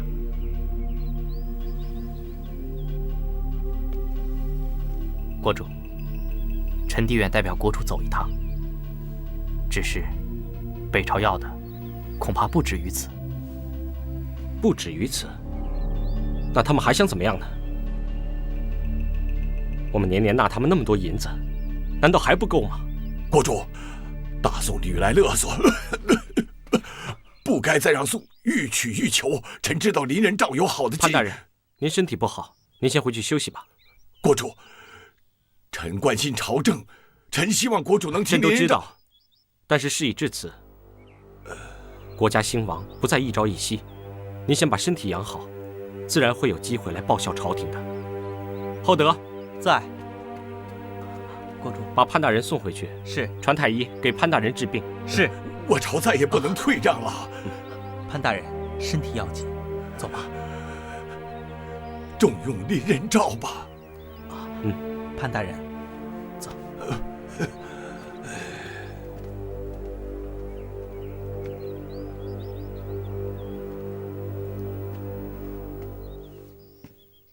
继续说吧，北朝到底还有何要求？汴京常有人来，说宋皇帝和晋王的打算，所望甚奢。奢到什么程度？臣不忍说。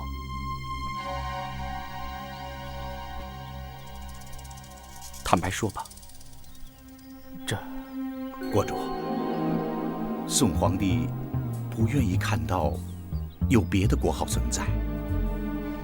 难道他要我们取消唐的国号？国主，臣请重用林仁照，勤修战备，以江南的富庶，百事可为，足以自保。国主，这可与咱们原来的意思大相径庭啊！国主，咱们原意是忍辱负重，忍辱负重啊，要委曲求全呢。国主，臣可以忍辱负重，对宋廷，不管是讨好还是修好，但愿都能讨得了好。不管是久安还是苟安，也要能保得了安呐。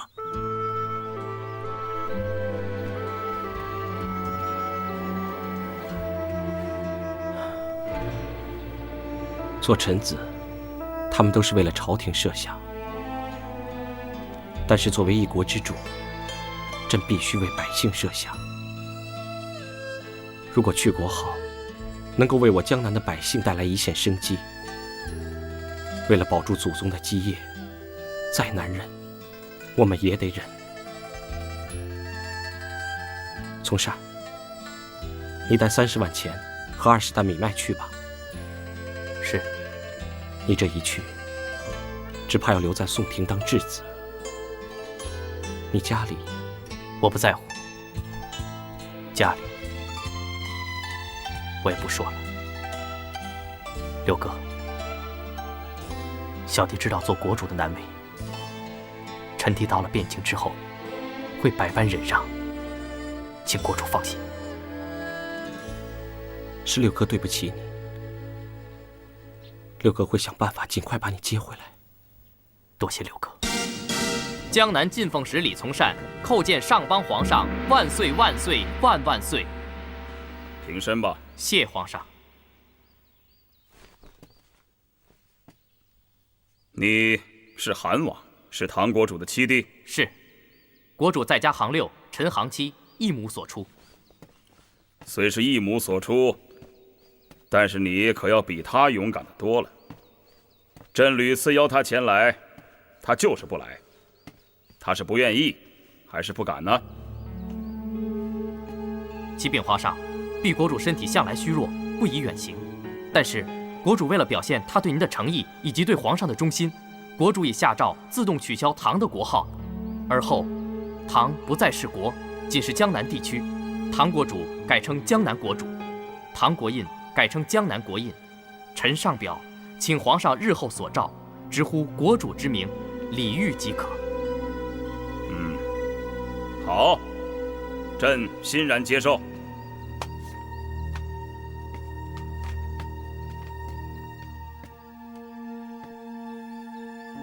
李煜自去国号，虽然是对我朝尊崇，但是朕仍遗憾他不能够亲自前来。朕不过是想跟他建立友谊，朕不知道他怕什么。你先在汴京住下吧，让晋王好生的招待你。谢皇上。退朝。吾皇万岁万岁万万岁！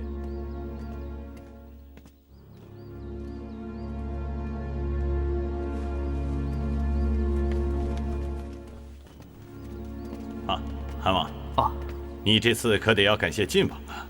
你看，人家吴越的进奏使比你早来好几天，而且带的贡品也比你们丰盛的多呀。可他连晋王的面都没有见到，更别说见皇上了。多谢赵大人和晋王，从善是感激不尽啊！哎，之前皇上说呀，他对江南和吴越是一视同仁。可是你知道吗？吴越的国主已经来京多次了。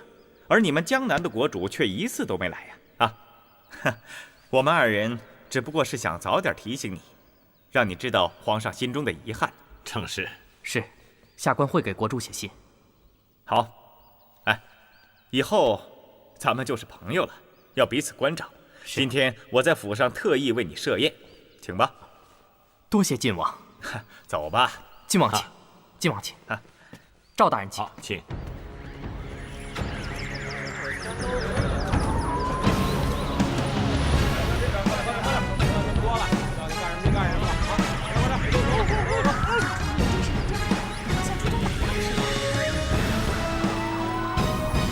夫人，皇上为什么会选在这个时辰出来打猎呢？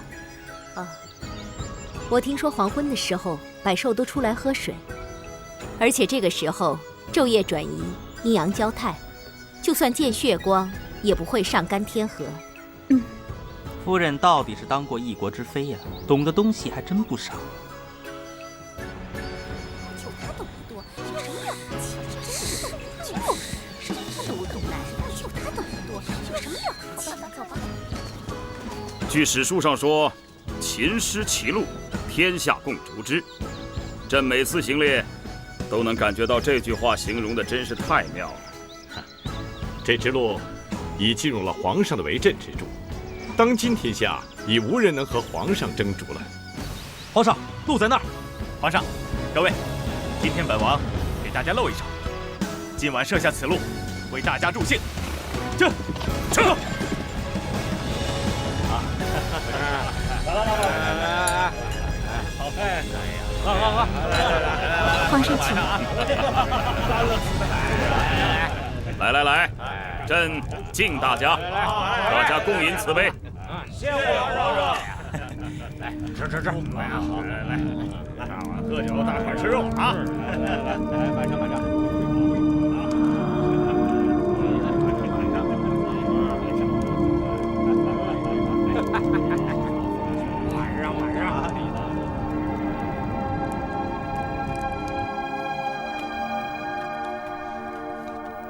子为王，夫人，母您在跟奴婢说话吗？没有。此情此景，让我想起汉高祖宠姬戚夫人的一首诗。那就请夫人念得高声一点，也好让奴婢长长见识啊。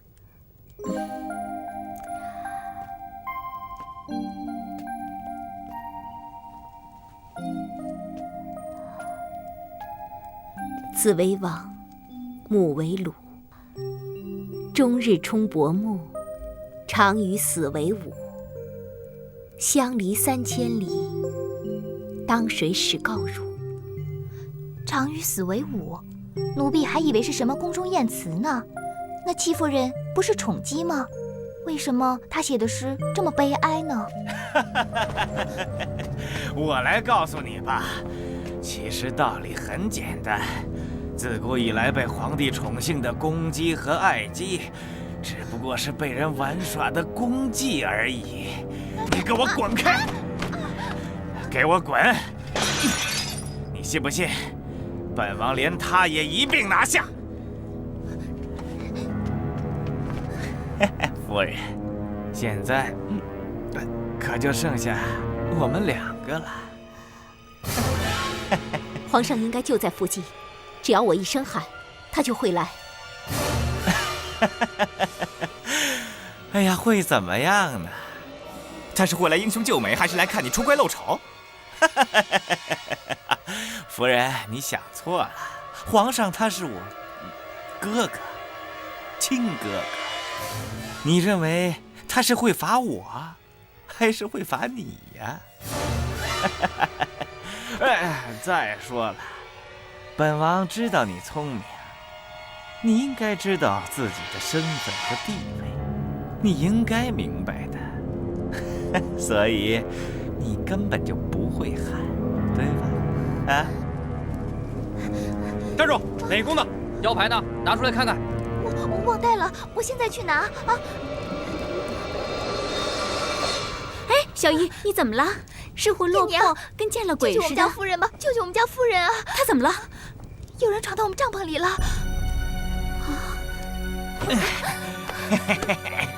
哎呀，本王喜欢的就是你这样的女人啊！我告诉你，也真是奇怪了啊！你说说，就算是弱水3千，本王就想喝你这一瓢。就算是你是一瓶烈酒，一匹烈马，本王这次也喝定了，吃定了。别这样看着我啊！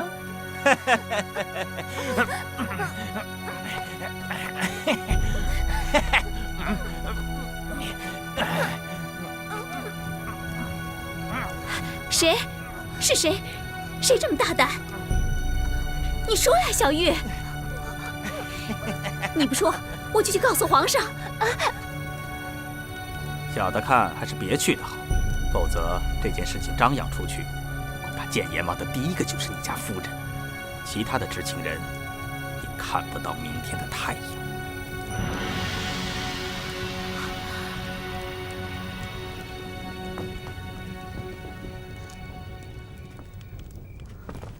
晋王，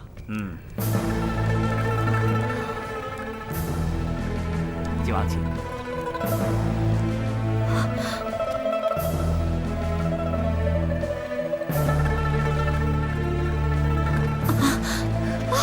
夫人，这个畜生！小玉，快去拿药箱。别去。可是夫人，皇上看见了伤会追究的。你这伤不是10天半月会好得了的。皇上要是……皇上，你以为皇上会因为我而伤了他们兄弟的感情吗？说不定正因为这样，还把我送给靖王。驾！驾！驾！驾！快来呀！华妃夫人追马了！来人呐！来人呐！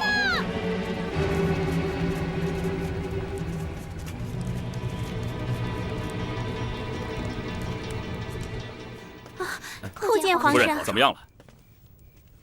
啊，快起来吧。太医，夫人的伤势如何？夫人没什么大碍，只是皮肉之伤，微臣立刻开方，旬日可愈。另外再开几贴独参汤，给夫人调补调补。是皇上。快去。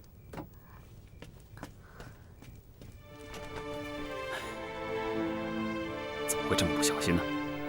半夜里怎么会坠马呢？都是臣妾不好，惹皇上担心了。臣妾一时兴起，想骑马踏月散心，没想到马是火畜，再驯良也还是有烈性。朕从小就与马为伍，到现在还不敢说十拿9稳呢。以后骑马要多加小心一点。是。让朕看看你的伤势吧。啊，没关系。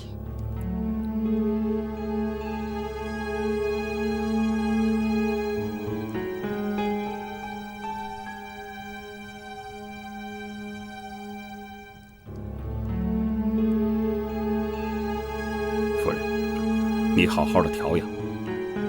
朕希望你的伤势能早日痊愈。让皇上担心了。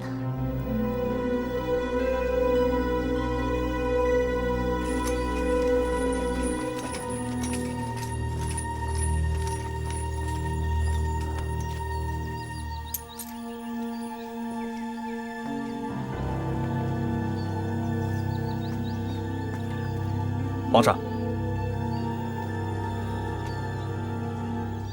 臣已经看过了，那匹马是被人戳伤的，而且看伤的位置，好像是被骑的人故意伤的。让朕看看你的伤势吧。没关系。华蕊夫人不肯说，一定是有她的苦衷。皇上，臣只是想不明白，华蕊夫人为什么要故意坠马呢？想不通就别想了，把马给杀了，这事儿千万不要传出去。是。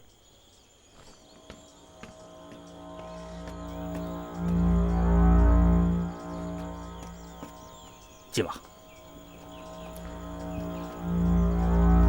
皇上有没有说什么？皇上把那匹马杀了。他没有怀疑什么吧？应该没有吧。好，那我知道了。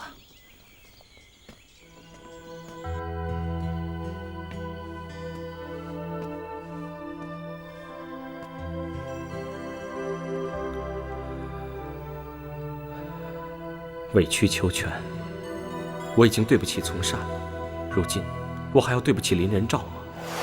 奇迹之奇就在于臣带兵过江北上，以寿州为根据地之后，请国主立即通知宋朝廷，就说臣举兵叛乱，请宋皇帝遣大军围剿。此计若成，将来臣归国受赏；此计若不成，国主请尽诛臣之家眷。爱卿，为了江南百姓免遭战火波及，朕只好如此做了。陈大人，国主不能调我离开水师啊！一旦宋军挥师南下，我还能挡一挡。国主这是错误的决定。我知道，我本来也希望朝廷能够加强军力，可是国主一直不愿意和宋廷起冲突，他希望能避免战事发生。有些仗是非打不可，我要见国主。哎，林昭，国主已数日不上朝了，他不在宫中。不在宫中？那他在哪儿？他和几位大臣在青山寺闭关祈福。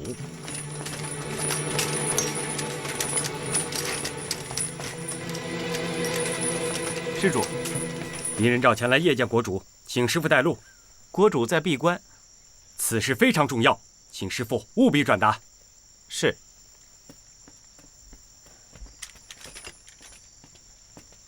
跟着。是。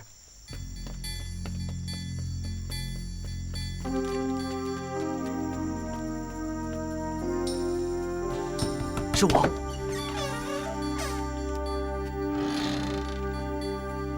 师父。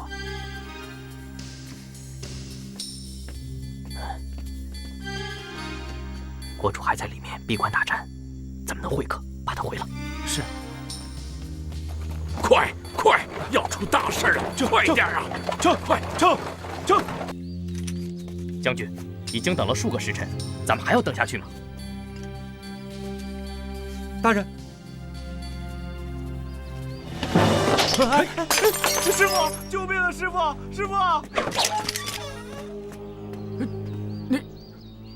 你这是干什么？这是佛门圣地，你在这儿动刀动枪，眼里还有国主吗？你林仁照，住手！国主，臣已经在外等了数个时辰，实在情非得已，请国主见谅。臣有要事，非以此手段兵谏国主不可。李仁兆，你好大的胆子，竟敢胁迫国主！你这是忤逆犯上，一律当斩。你想杀谁？国主是为国祈福，你不要命了？退下！是，不可惊扰国主。国主，臣冒犯国主之处，臣自愿领罪。但臣有2个请求：一，请国主收回成命，请勿将臣调离水师。臣守南都，可防宋军越雷池一步啊。2，请国主不可佞佛。这个和尚乃是个妖僧，假佛陀之名魅惑国主，祸国殃民。请国主准臣杀死妖僧。国主太过佞佛，以有用之才养无用之人，不仅浪费公帑，甚至腐化人心。请国主即日下诏，不以公帑养僧，请以养僧之金养兵，以充实国力，增强国防。够了，回宫再说。多谢国主。国主，恭送国主。朕正是以家国为重，才要信佛。佛门讲慈悲，讲感化，讲与人无争，这也是合乎圣贤垂训。卢将说，要灭吴越，以立国威。李仁兆也说过，要收复淮南，要焚毁宋廷的战舰。可在朕看来，那些提议都是赌，是赌最后一把。赢了固然欢喜，可要是输了呢？朕不能给宋朝廷带来伐我江南的口实。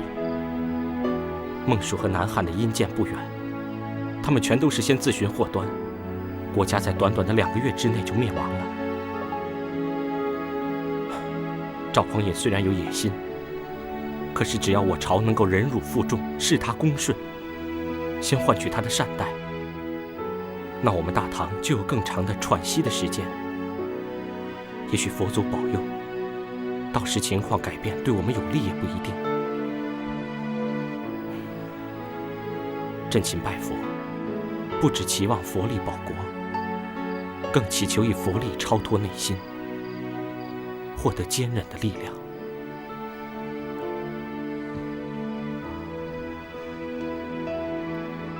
不管怎么样，臣妾都支持你。你不是有事要跟朕说吗？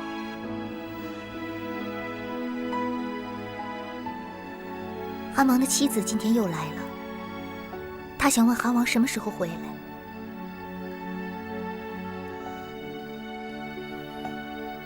他不能回来了，对不对？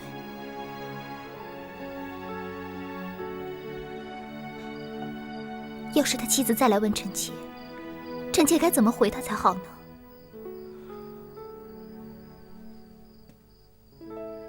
你就告诉他，朕会写信给宋皇帝，请他早日让从善回来。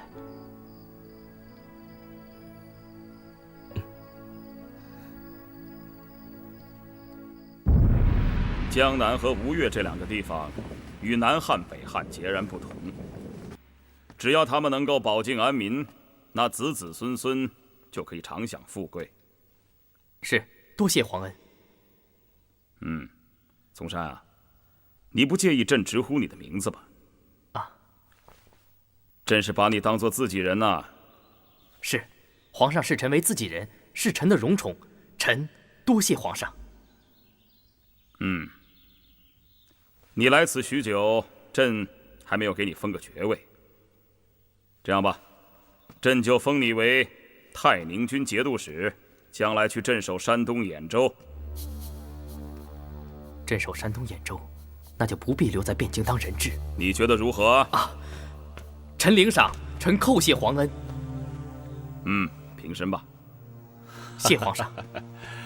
皇上，节度使李大人要出镇兖州还没那么快，要不要给他在京城找个房子？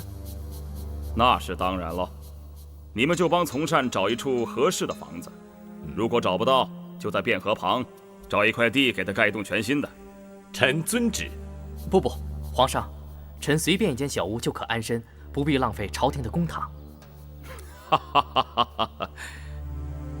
你还没有上朝，就已经想到要替朝廷节省公堂。有你这份心意，那朕更要替你找一个更好的、更舒服的地方住下来。这件事就交给晋王去办吧。是，臣遵旨。皇上，要不要多盖几栋？行，你去办吧。哎，皇上，臣斗胆，臣在没有出镇兖州之前，可否先回一趟江南，告诉妻小，以免他们挂念。出来这么久了，想家也是在所难免的。这样吧，朕就下诏李煜，把你一家大小送来，让你们全家在此团聚吧。我都回不去了，怎能再让他们来？啊，皇上误会了，臣之妻向来凶悍，能远离他，臣求之不得，又岂能再将他带在身边呢？好吧，你怎么说就怎么好，随你的意喽。是，谢皇上。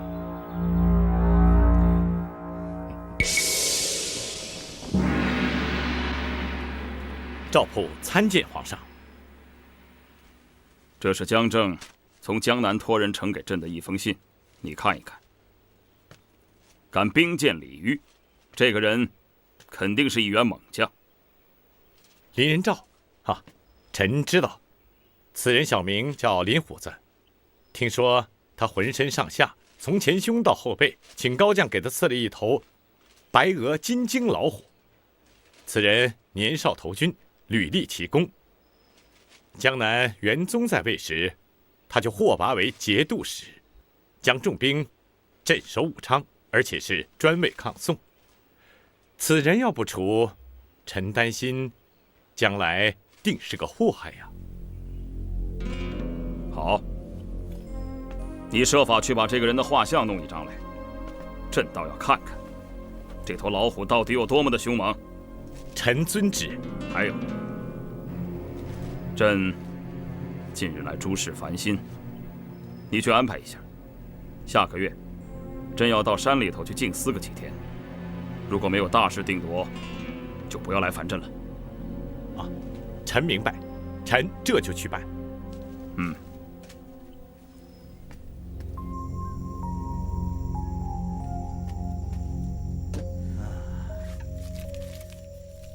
哎呦，就林仁兆这神韵，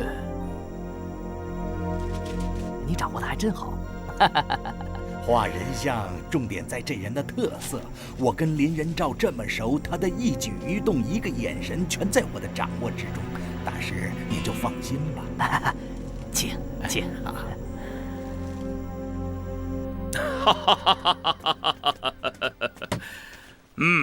刚才朕已经巡视过金明池的水师了。这宋延沃把水师督训得极好，船舰也造了数千艘了。现在就等朕的一声令下，我大军就可以渡长江下江南了。皇上，江南国主李煜一向恭顺，此前不久也才遣胞弟从善来京，自请薛国号，贬王位，且岁岁来贡，对朝廷没有一丝一毫的不敬之处。皇上，他和那些荒淫暴虐的刘长、孟昶大不相同啊！好了，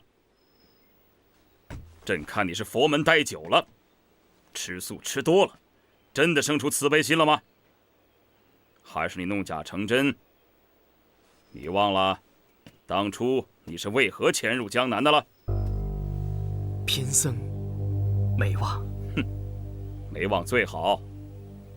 朕不是不能容李煜，这是国家一统的千秋大业，而不是个人恩怨。朕是以战止战，盼望的只是一战成功，从此天下就太平了。这个道理你还不懂吗？贫僧明白。朕一直按兵不动，就是顾念着江南百姓，想给李煜一个机会。只要他肯奉诏北上，这场仗也不一定是非打不可的。但朕为国为民，就不能不做两手准备，这就叫止戈为武。江正，贫僧知错了，皇上，还是您明鉴千里啊。算了，这不关你的事。哦，对了，你拿的是林仁照的画像吗？贫僧特地为您送来。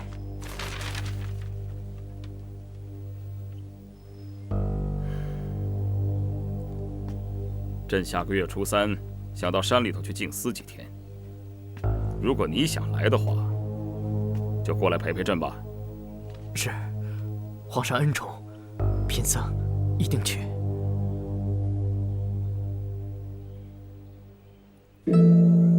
佛祖，您佛法无边，广被众生，弟子李煜忝为一国之主，不能不为黎民百姓求佛庇佑。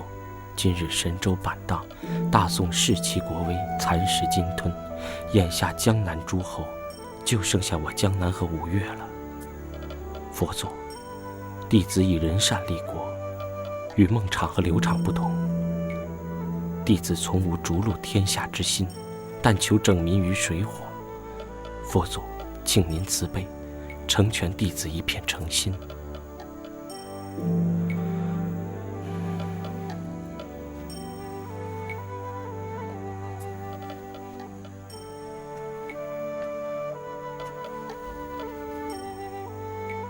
贫僧参见国主。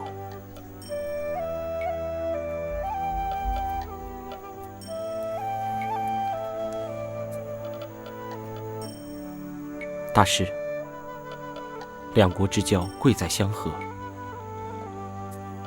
这些年来，朕一心以小事大，忍辱负重，总不忘以苍生为念，不愿轻弃战端。但北朝亡我之心却不死。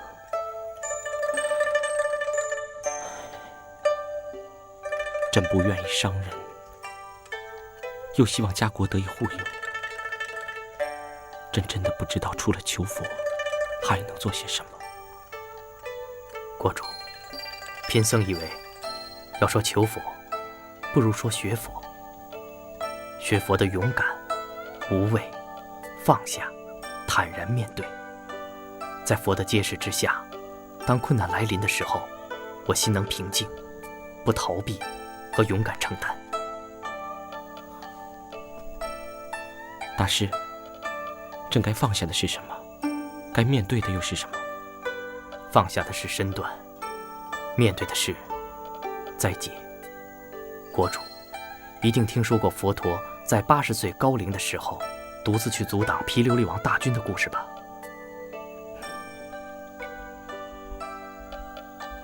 但是，佛陀的国家最后还是亡在毗琉璃王手里啊！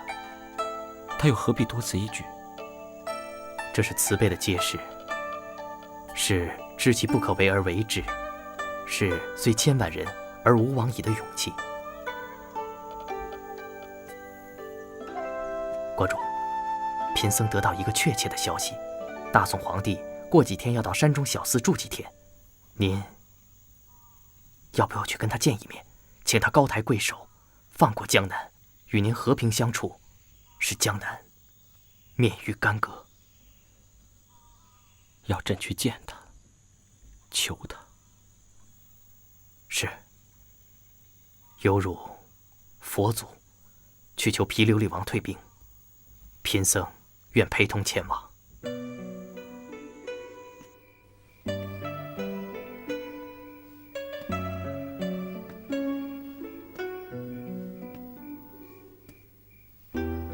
明天就要私下去找赵匡胤了，这一去，会不会？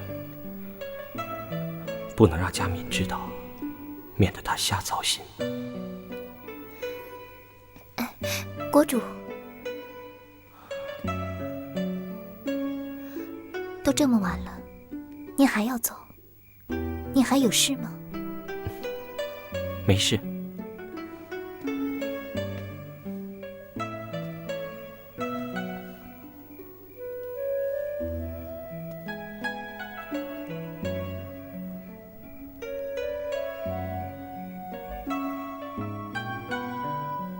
结发为夫妻，恩爱两不疑。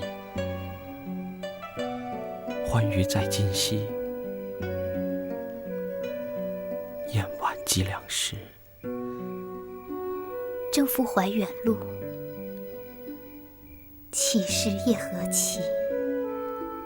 残尘皆已没，去去从此辞。这是汉朝苏武的古诗吧？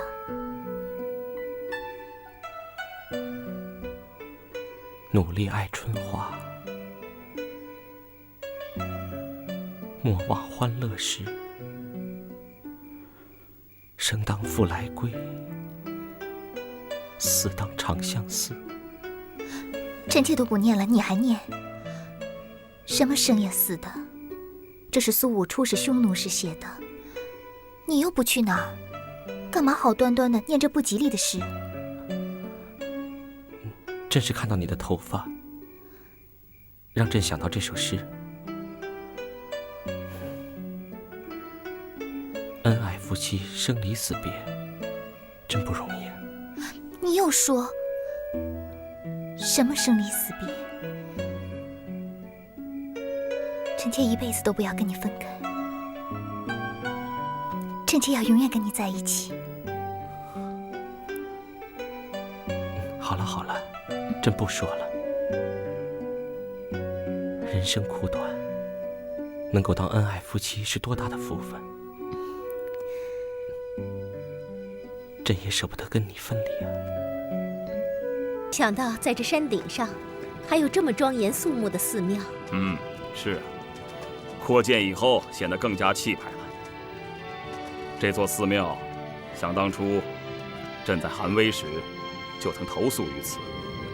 每当朕国事繁忙之际啊，朕就一定会想到这里来静思几天，以警惕自己勿忘初志啊。夫人，所以朕也想带你到这儿来看看。夫人，请吧。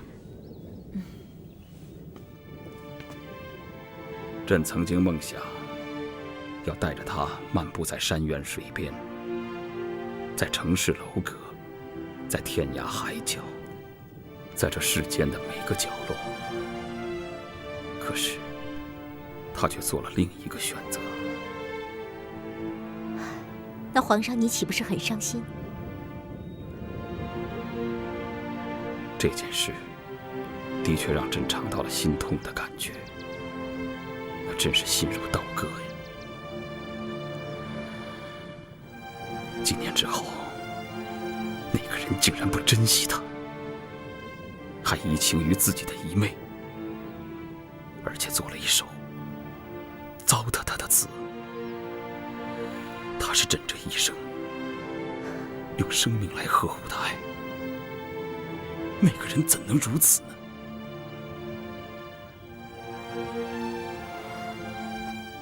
朕即使到了95之尊之位，也挽救不了这个遗憾。就连朕要替他讨公道，要罚不罚他江南，都左支右绌，顾忌连连。罚他，朕又担心别人会说朕是假公济私，挟怨报复；不罚他，也要防止别人说朕是因私害公，放弃一统江山的大业。皇上这份深情，让人很感动。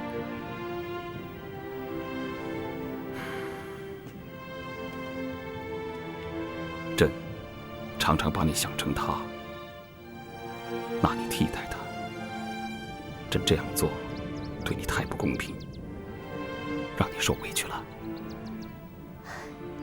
只要臣妾真的能替皇上分担忧愁，臣妾不在乎。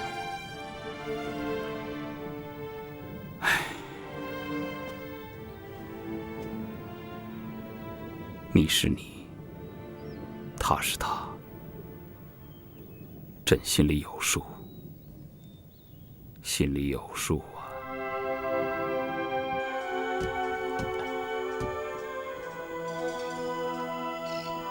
国主，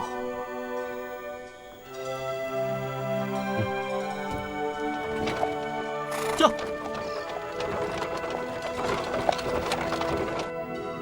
益其田畴，薄其税敛，民可使富也。食之以时，用之以礼，财不可胜用也。皇上，您是不是听了很无趣啊？要不臣妾去找本趣味杂文，臣妾读了有趣，也给您换换口味。也好，去吧。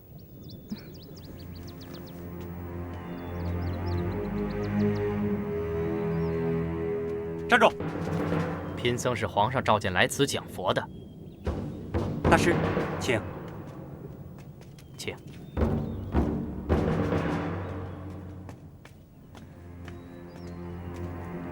贫僧江正拜见皇上。李煜，江南李煜拜见上邦皇帝万岁。真的是你？你真的敢来见朕？江正，你下去，叫禁卫军通通在下面守着，谁都不许上来。是，贫僧告退。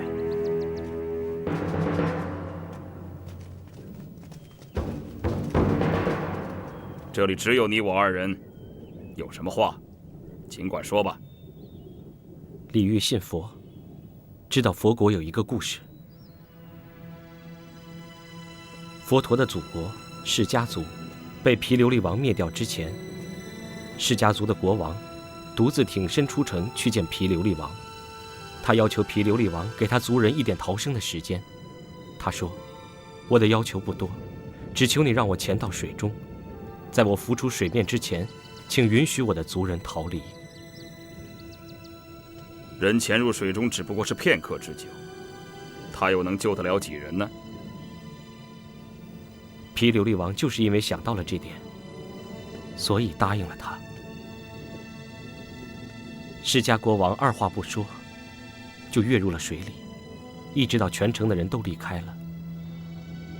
毗琉璃王发觉情况不对，派人下水探查，才发现释迦国王将自己的头发跟水底的树根绑在了一起，以弃绝多时。你的意思是想告诉朕，你要做释迦国王吗？为了江南，李煜不惜一死。只要上邦皇帝能够放过江南子民，李煜愿做释迦国王。好，你的勇气令人感动，但是你不应该在这里跟朕见面。要求朕，就到汴京去求吧。为什么？因为朕是上邦的皇帝。你给朕听清楚了，只有朕跟你谈条件，你没有资格跟朕讨价还价。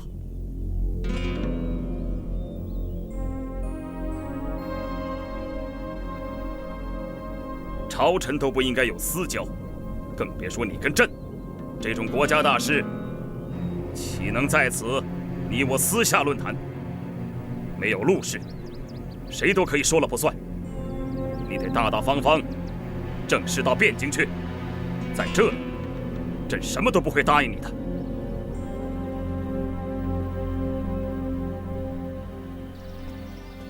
国主，四小僧寡无人伺候，今夜就委屈您在这儿多住一宵了。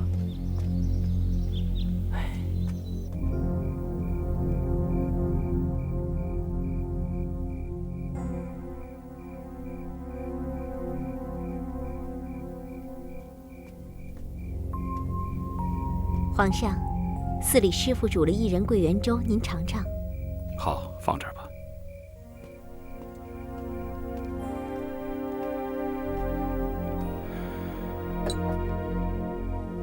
皇上想事情，那臣妾先告退。等一等。皇上，江南国主来了。江南国主。他为了保住江南，不惜冒死前来见朕。此人真是有胆识。那皇上您答应了吗？朕早已经答应过娥皇，对江南不会兵戎相见，但是李煜他却没有保住娥皇，朕对他始终是不能谅解的。臣妾倒是听说，江南国主跟娥皇情深似海。那些都是传言，谁又会知道呢？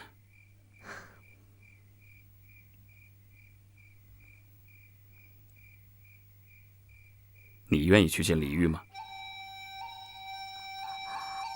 我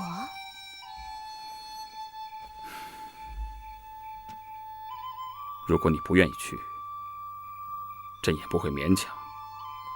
朕只是想知道，李煜对娥皇到底是真的多情，还是早就已经情浅意薄了？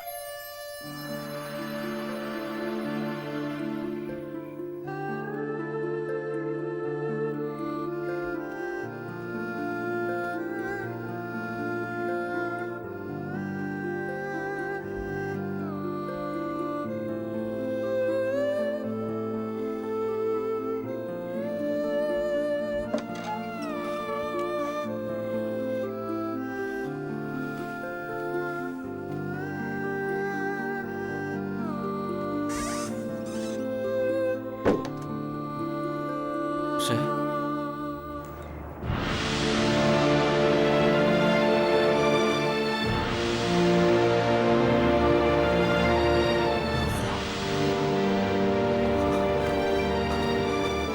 娥皇，真的是你回来了，真的是你，娥皇，一定是朕的思念跟哀伤，感动了老天爷，才让你重返人间，来与朕短暂相聚。娥皇，你知道吗？朕每每见到你，扑过去都是一场空，从来没有像现在这么真实过。你知道朕有多想你，朕再也不让你走了，再也不让你走了。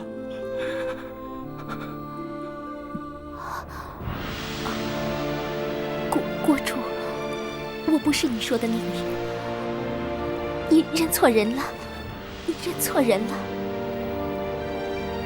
你这么快就把朕给忘了？国主，我是蜀中孟昶的妃子，我不是你说的娥皇。我早听说国主对娥皇情深难忘，如今总算见识到了。但是请你相信，我真的不是你的娥皇，我是随大宋皇帝来的，人人都叫我花蕊夫人。你是花蕊夫人？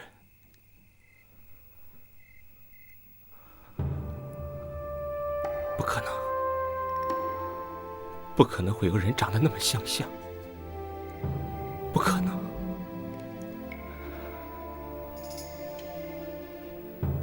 你是爱赵匡胤，对不对？所以你回到他的身边，你对朕失望了，是不是？朕没有减少一分对你的爱。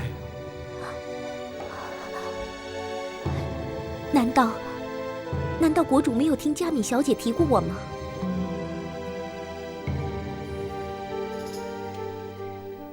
好，好，你是花蕊夫人。那朕问你，你在宋宫快乐吗？赵匡胤他对你好吗？他们有没有人为难你？我只不过是个降妃，一个国破家亡的臣妃，再次不过是个猎物而已。快乐啊，快乐早已不是我所去想之事。那你为什么还要留在这儿呢？花蕊沦落于此，早已是个躯壳，不会再有思想，不再抱信任，更没有抱任何的希望。你可以信任朕，不管你想去哪里，朕都可以带你走。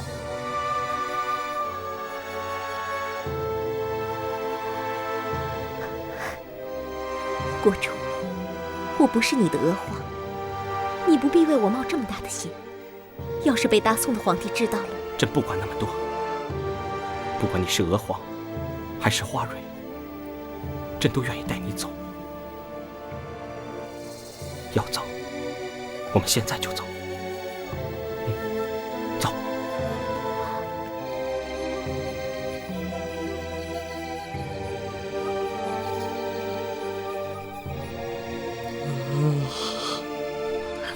国主，她不是赵惠娘娘，你可千万别糊涂啊！是啊，国主，哎，你可得想清楚，这后果您是知道的，我们3个都得死啊！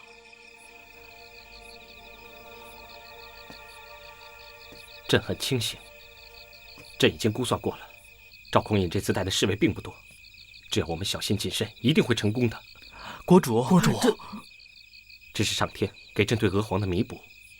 如果朕不做，即使让朕拥有江山，朕一辈子都不会安心。可是国主，好了，朕的主意已定。如果你们不敢帮忙，朕一个人也可以带他走。哎，国主，国主，哎呦，这都，哎呀，驾！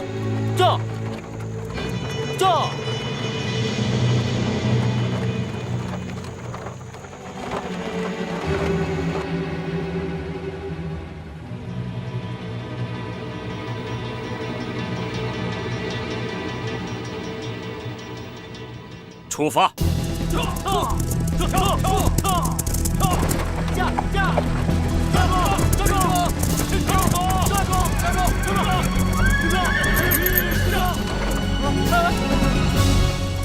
国主，一个都别想走！不干国主的事，是我心甘情愿跟他走的。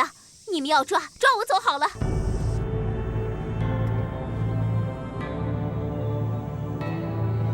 你好大的胆子！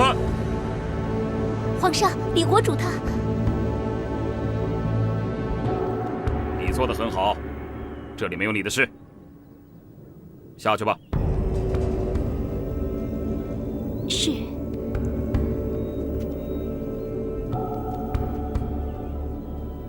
如果李煜没有会错意，这摆明是个圈套。皇上要李煜露丑，不管这是不是圈套，你堂堂的一国之主，为德不修，竟敢诱拐我大宋宫人潜逃，你可知罪吗？请皇上开恩，这不能怪国主，因为花蕊夫人和赵惠娘娘实在太像了。皇上开恩，国主是因为太思念赵惠娘娘了，所以才会一时糊涂啊！住口！让他自己说。李煜不认为有罪，但也无话可说。有罪无罪，朕自有定夺。朕只是想知道，在你心里，是真的把她当成娥皇了吗？刚开始的时候，是有一点痴迷，我以为是娥皇再回来了。可是到后来发现，她只是形貌酷似，并非一人。那你为什么又愿意冒死带她走呢？娥皇若能再世为人，李煜虽死不憾。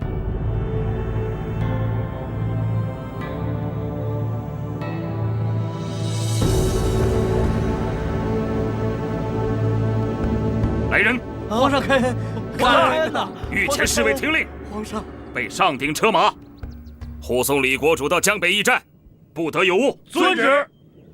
谢皇上，谢皇上。皇上为何不加罪，反倒派人护送呢？花蕊夫人的确是朕的试金石，是朕用来试你对娥皇是否真心。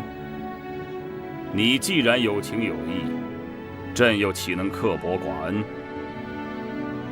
走吧，这次朕饶了你了。娥皇是我的妻子，我们的感情不容亵渎跟试探。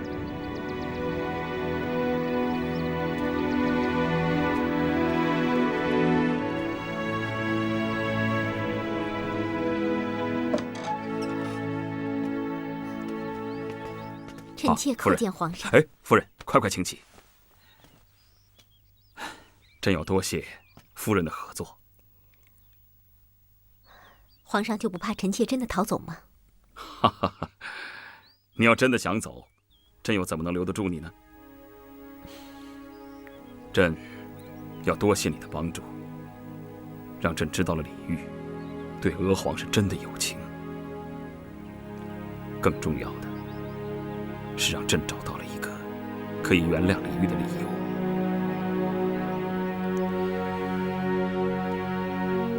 要原谅一个人，是多么的不容易啊！尤其这个人曾经伤害过你最心爱的人。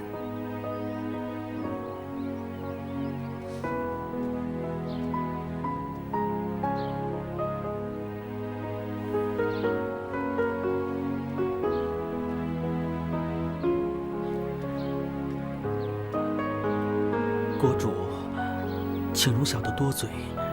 那花蕊夫人，她不是死去的赵惠娘娘，您千万不要犯糊涂啊！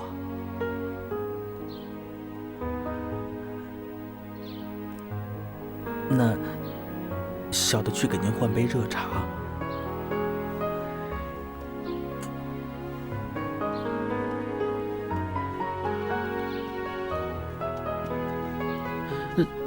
娘娘。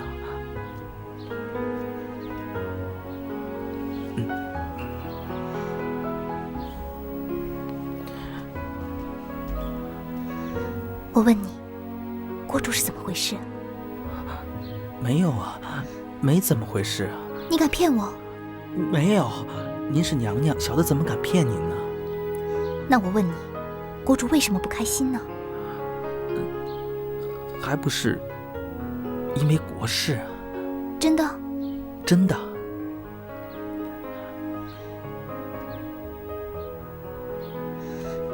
那我再问你，你们上次消失了好几天，到底去哪儿了？您是说国主到寺庙里闭关呀？不是，是另外一次。那是去秋季祭典的事？不是，是这一次。前些天，国主微服出门的这一次。哦，是这一次啊。还不是因为国事，去向一些乡野高人请益。乡野高人？可是为什么国主回来之后变得这么郁闷呢？国事这么艰难，北朝又那么逼人，谁能不郁闷呢？真是这样？真的呀，小的说的句句是实话。那我怎么觉得他……算了。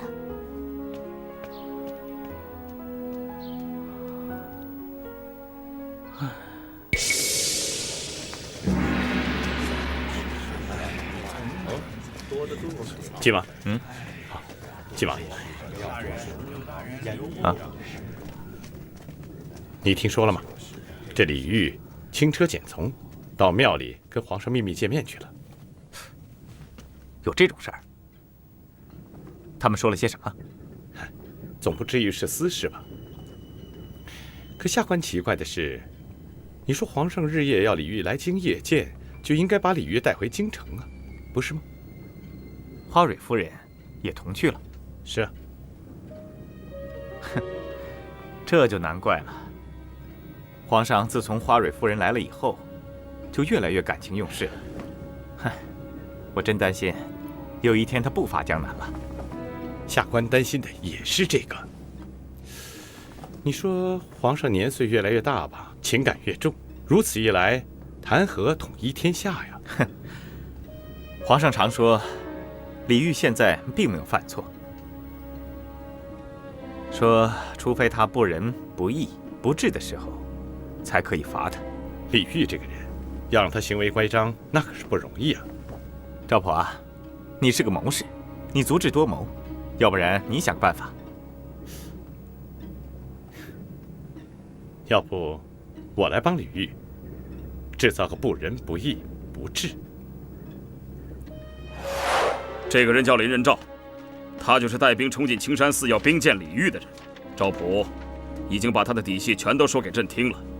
此人是江南的一员猛将，你把这幅画像带着，看看可不可以从李从善那儿套出些话来。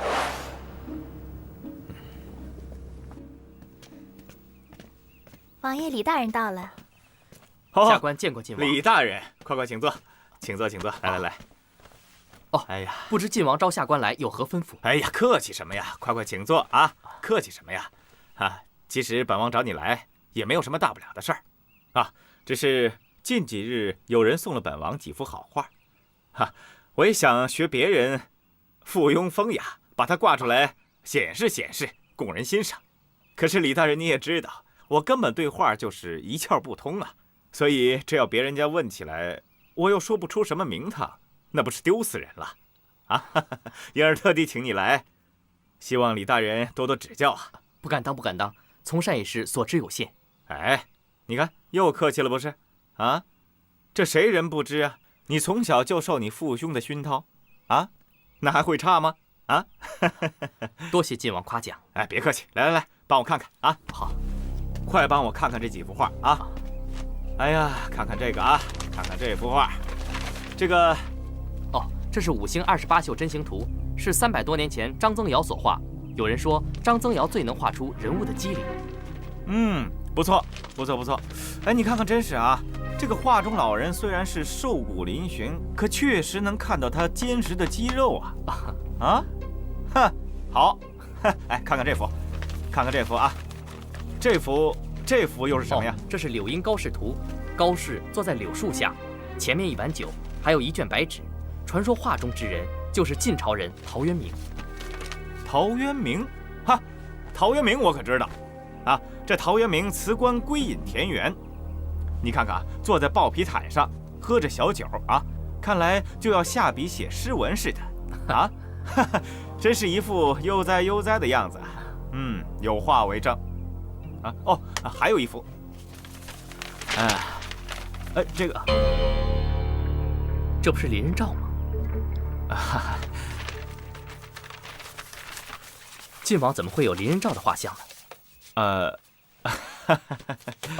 晋王要是不方便说，下官不问就是。啊，没有。李大人，我想问你一句，李大人是否真心相送，真心把我晋王当作是朋友？下官已经住在这里，又蒙晋王抬爱，下官岂能不知好歹呢？好，既然你这么说了，那我也就实话实说。林人照已经约期来归，这些画是他送给皇上的，皇上又转送给了我。江南举国书城，林人照又何苦担心没有报效大宋的机会呢？两国迟早是一家亲嘛。啊，对了，你不会怪他吧？啊，下官不敢。四海皆忠于皇上，林人照眼光远，令人佩服。好，说得好，你这个朋友我是交定了。哈，来，继续帮我看看。好。哎呀，这幅画，你给我好好讲一讲吧。啊？啊，皇上在汴河旁盖了不少的房子，过去孟昶的族人就住在附近，现在还在动土兴工，相信以后啊还会有很多人过来，还能用得上。皇上对待来归的臣子可好了。哦，这一栋就不错呀，听说啊是皇上给江南国主留的。啊，还有这栋，哎，这原来是给林人照的。林人照已经约期北来，干脆你先拿去，我再另外给他觅一栋，这样你们兄弟探视来往也方便。啊，不，公公，下官不需要大宅子，您还是留给他吧。国主，臣弟怀着悲痛忧愤之心，不得不立即禀报，林人照早已一心归宋，却佯装忠臣烈士，瞒骗我朝。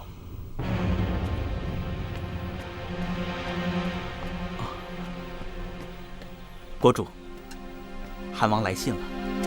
汉王的信没有经过枢密院转，是北朝那边有人受托，指定要直接交给国主。快，传许攸、徐铉还有张继3个人进宫。是。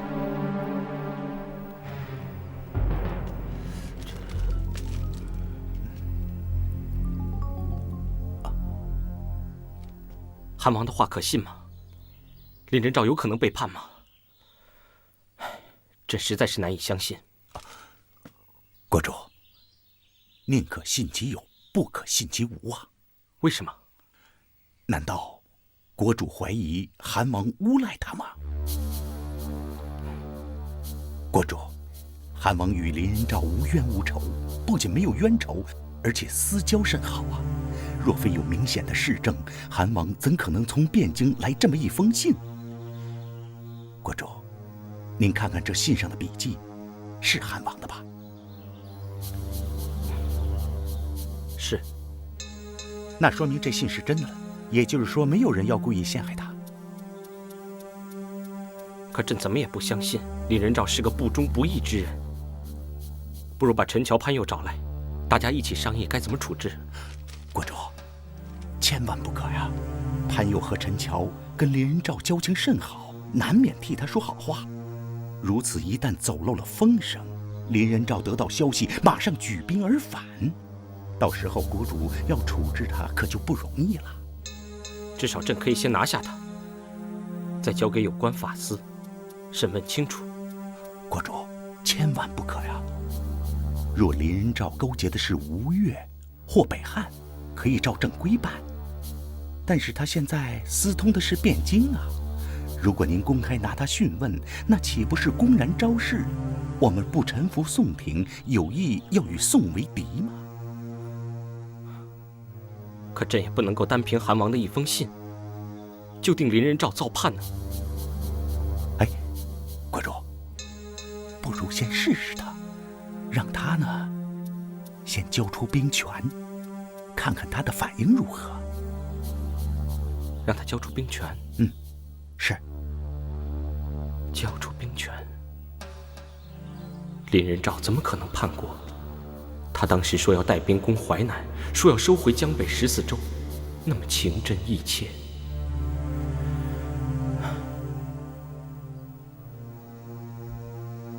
可如果这一切都是假的，他要带兵投宋，那我朝损失的岂止是兵而已啊！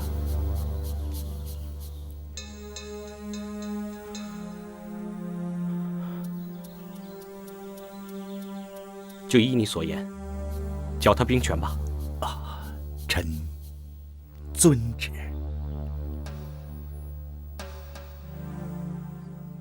国主诏曰：即日起解除林仁照水师兵权，林卿另有任用。闻道之日着即生效，故兹昭示受卿之悉，谢恩。林将军，接诏谢恩吧。薛大人，国主为什么献身兵权？国主不是说了吗？林卿另有任用，赶快接诏吧。我不能接受。不接受？不接受就是抗旨，抗旨是要杀头的。卸我兵权，还有谁可以替代我？宋廷还会在乎谁？不巧，正是下官。赶快把兵权交出来吧！你干什么呀？你懂什么？你会带兵打仗吗？带不带兵，打不打仗，到时候国主自有他的安排。你还是把兵权交出来吧。啊，不行。好，我跟你回京。我和国主说。请。哼，将军，徐游，林将军，国主，您不能卸陈兵权呀！臣带兵几十年了，您不让臣带兵，岂不像鸟没了翅膀？那臣还能干什么？臣这个人还有什么用啊？你总算把实话说出来了。你怕你不带着兵投靠宋，宋廷不要你吧？什么投宋？谁要投宋？你把话说清楚。大宋传来的消息，说你林仁照已经约期来归，人家连大房舍都给你盖好了。依下官的意思，早该把你镇杀了。是国主仁慈，要给你机会试探你。想不到你还是死抓着兵权不放，还说什么反攻淮南？我看你呀，你是预谋叛国。你干什么？你，国主，臣是冤枉的，一定是有人故意陷害臣。您不能相信这种话呀，国主，臣一片担心。什么？一片担心？哼，你上次率人携兵器威吓国主，现在当着国主的面在这动武，下次你的刀就直接指向国主了。国主，是徐攸在这煽风点火，我早就看朕不顺眼，您不能那么拥信他的话呀！朕要是拥信，还能够让你站在这里吗？你不要诬赖徐攸，消息是从北方传过来的。你已经拿了你的一幅画像，还有我江南的军事兵余图，给了宋廷。没有这回事啊！那人的话不能信，一定有人故意陷害朕。朕的脾气不太好，难免得罪人。得罪人？韩王跟你有交情吧？韩王会陷害你吗？什么？是韩王说的？没错，是韩王说的。就因消息来自韩王，朕才很为难。国主既为难，却还要谢臣的兵权，这还不够用心吗？将在外，君命有所不受。您不相信您手下之将，您叫将领怎么样为您效命？您这还不够用心吗？林仁兆，国主，即便林仁兆是一员虎将，如今要防他反噬，也不能纵虎归山呐。就算你是冤枉的，杀你一人可保国家平安，解除大宋的疑惑，你的死也是应该的。这就是你的计谋？哼！你早就想除掉我了，是不是？我死不足惜，但我不能让你这个小人在国主身边祸作国主！你这个小人，我今天杀了你！禁卫军，走！国主，国主，国主，你中计了！国主，当堂行凶！国主，朕不想再见到你，拉下去！昏君呐！你宁佛养僧，亲小人听谗言，陷害忠良，国家要被你败亡了！够了！朕已经一再忍你了，你非但不自省，竟然还当众咆哮朕！败家的浪子，你只会写些风花雪月的词！无能的昏君，国家要亡在你的手里了！大胆！国主，君呐！如果人人都学林仁兆，国主的威严何在？这种人死有余辜。臣请国主立即下令处决林仁兆。昏君，国家要亡在你的手上，我江南要亡国了！拖下去斩立决！昏君呐！国家要亡在你的手上了，我江南亡国了！国主，都给朕出去！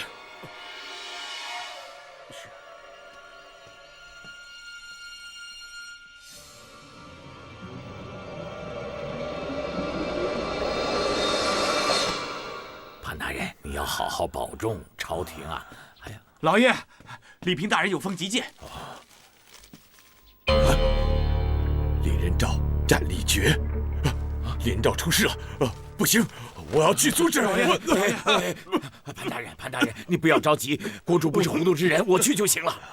好，你快去看看出什么事了，快告诉我消息啊！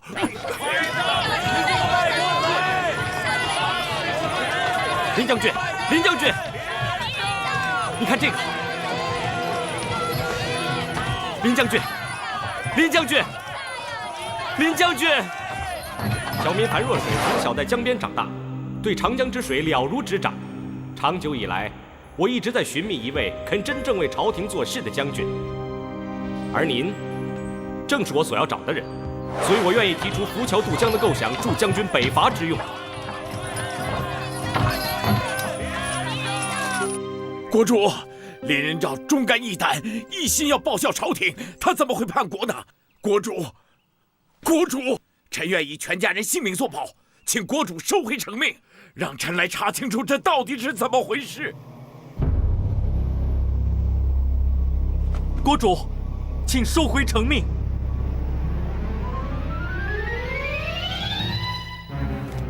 快！奸臣当道啊！我大唐要亡国了！告诉徐攸这个奸臣，他误国害朝，陷害忠良，我做鬼都不会放过他！我做鬼都不会放过他！跪下来！这！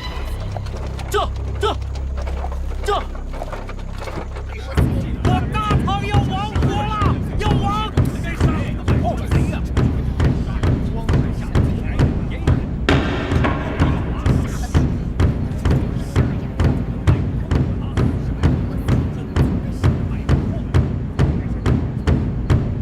将军，这，刀下留人！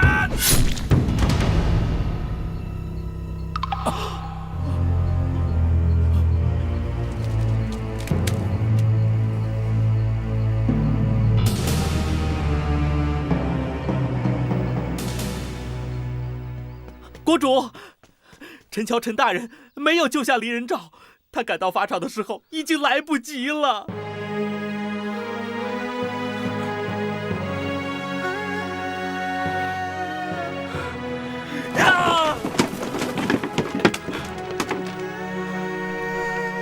去外面守着，任何人来，朕都不见。是。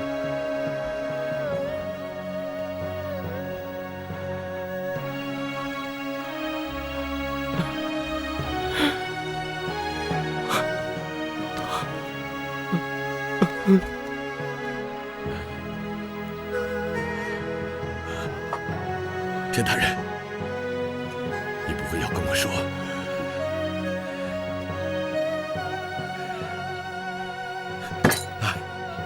我实在是没用，国主的手谕我都拿到手了，但是我赶到法场已经来不及了。什么？我要进宫，我要去见国主。潘大人，大人，潘大人，你现在去于事无补啊！现在我去处理离人诏的后事，你也要好好保重啊！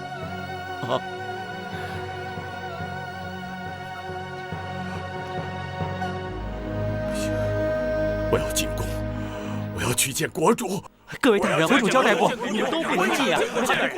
潘大人，你有病，你先回去吧。滚开！滚开！我要见国主。为什么国主要杀一个忠臣？为什么国主要听信虚无的谗言呢？潘大人，你还病着呢，您先回去吧。我不回去，我不回去。我的病算什么？国家有病才可悲呀！国主不见臣，不至须有此等小人之罪，臣就长跪不起。国主啊，我怕有死不足惜，我要为离人诏哀悼，为天理沦亡痛哭，为我江南国将不存悲号，天理何在呀？国主不杀奸臣，朝廷四海土崩，九州瓦解，立现眼前，覆巢还要带走5万乱呐！你们全部都走！潘大人，您回去吧。我不回去，我不回去。潘大人，潘大人，潘大人，潘大人，潘大人，扶走潘大人，来，潘大人，快送他回去！快点，快送他回去！走，慢点。国主，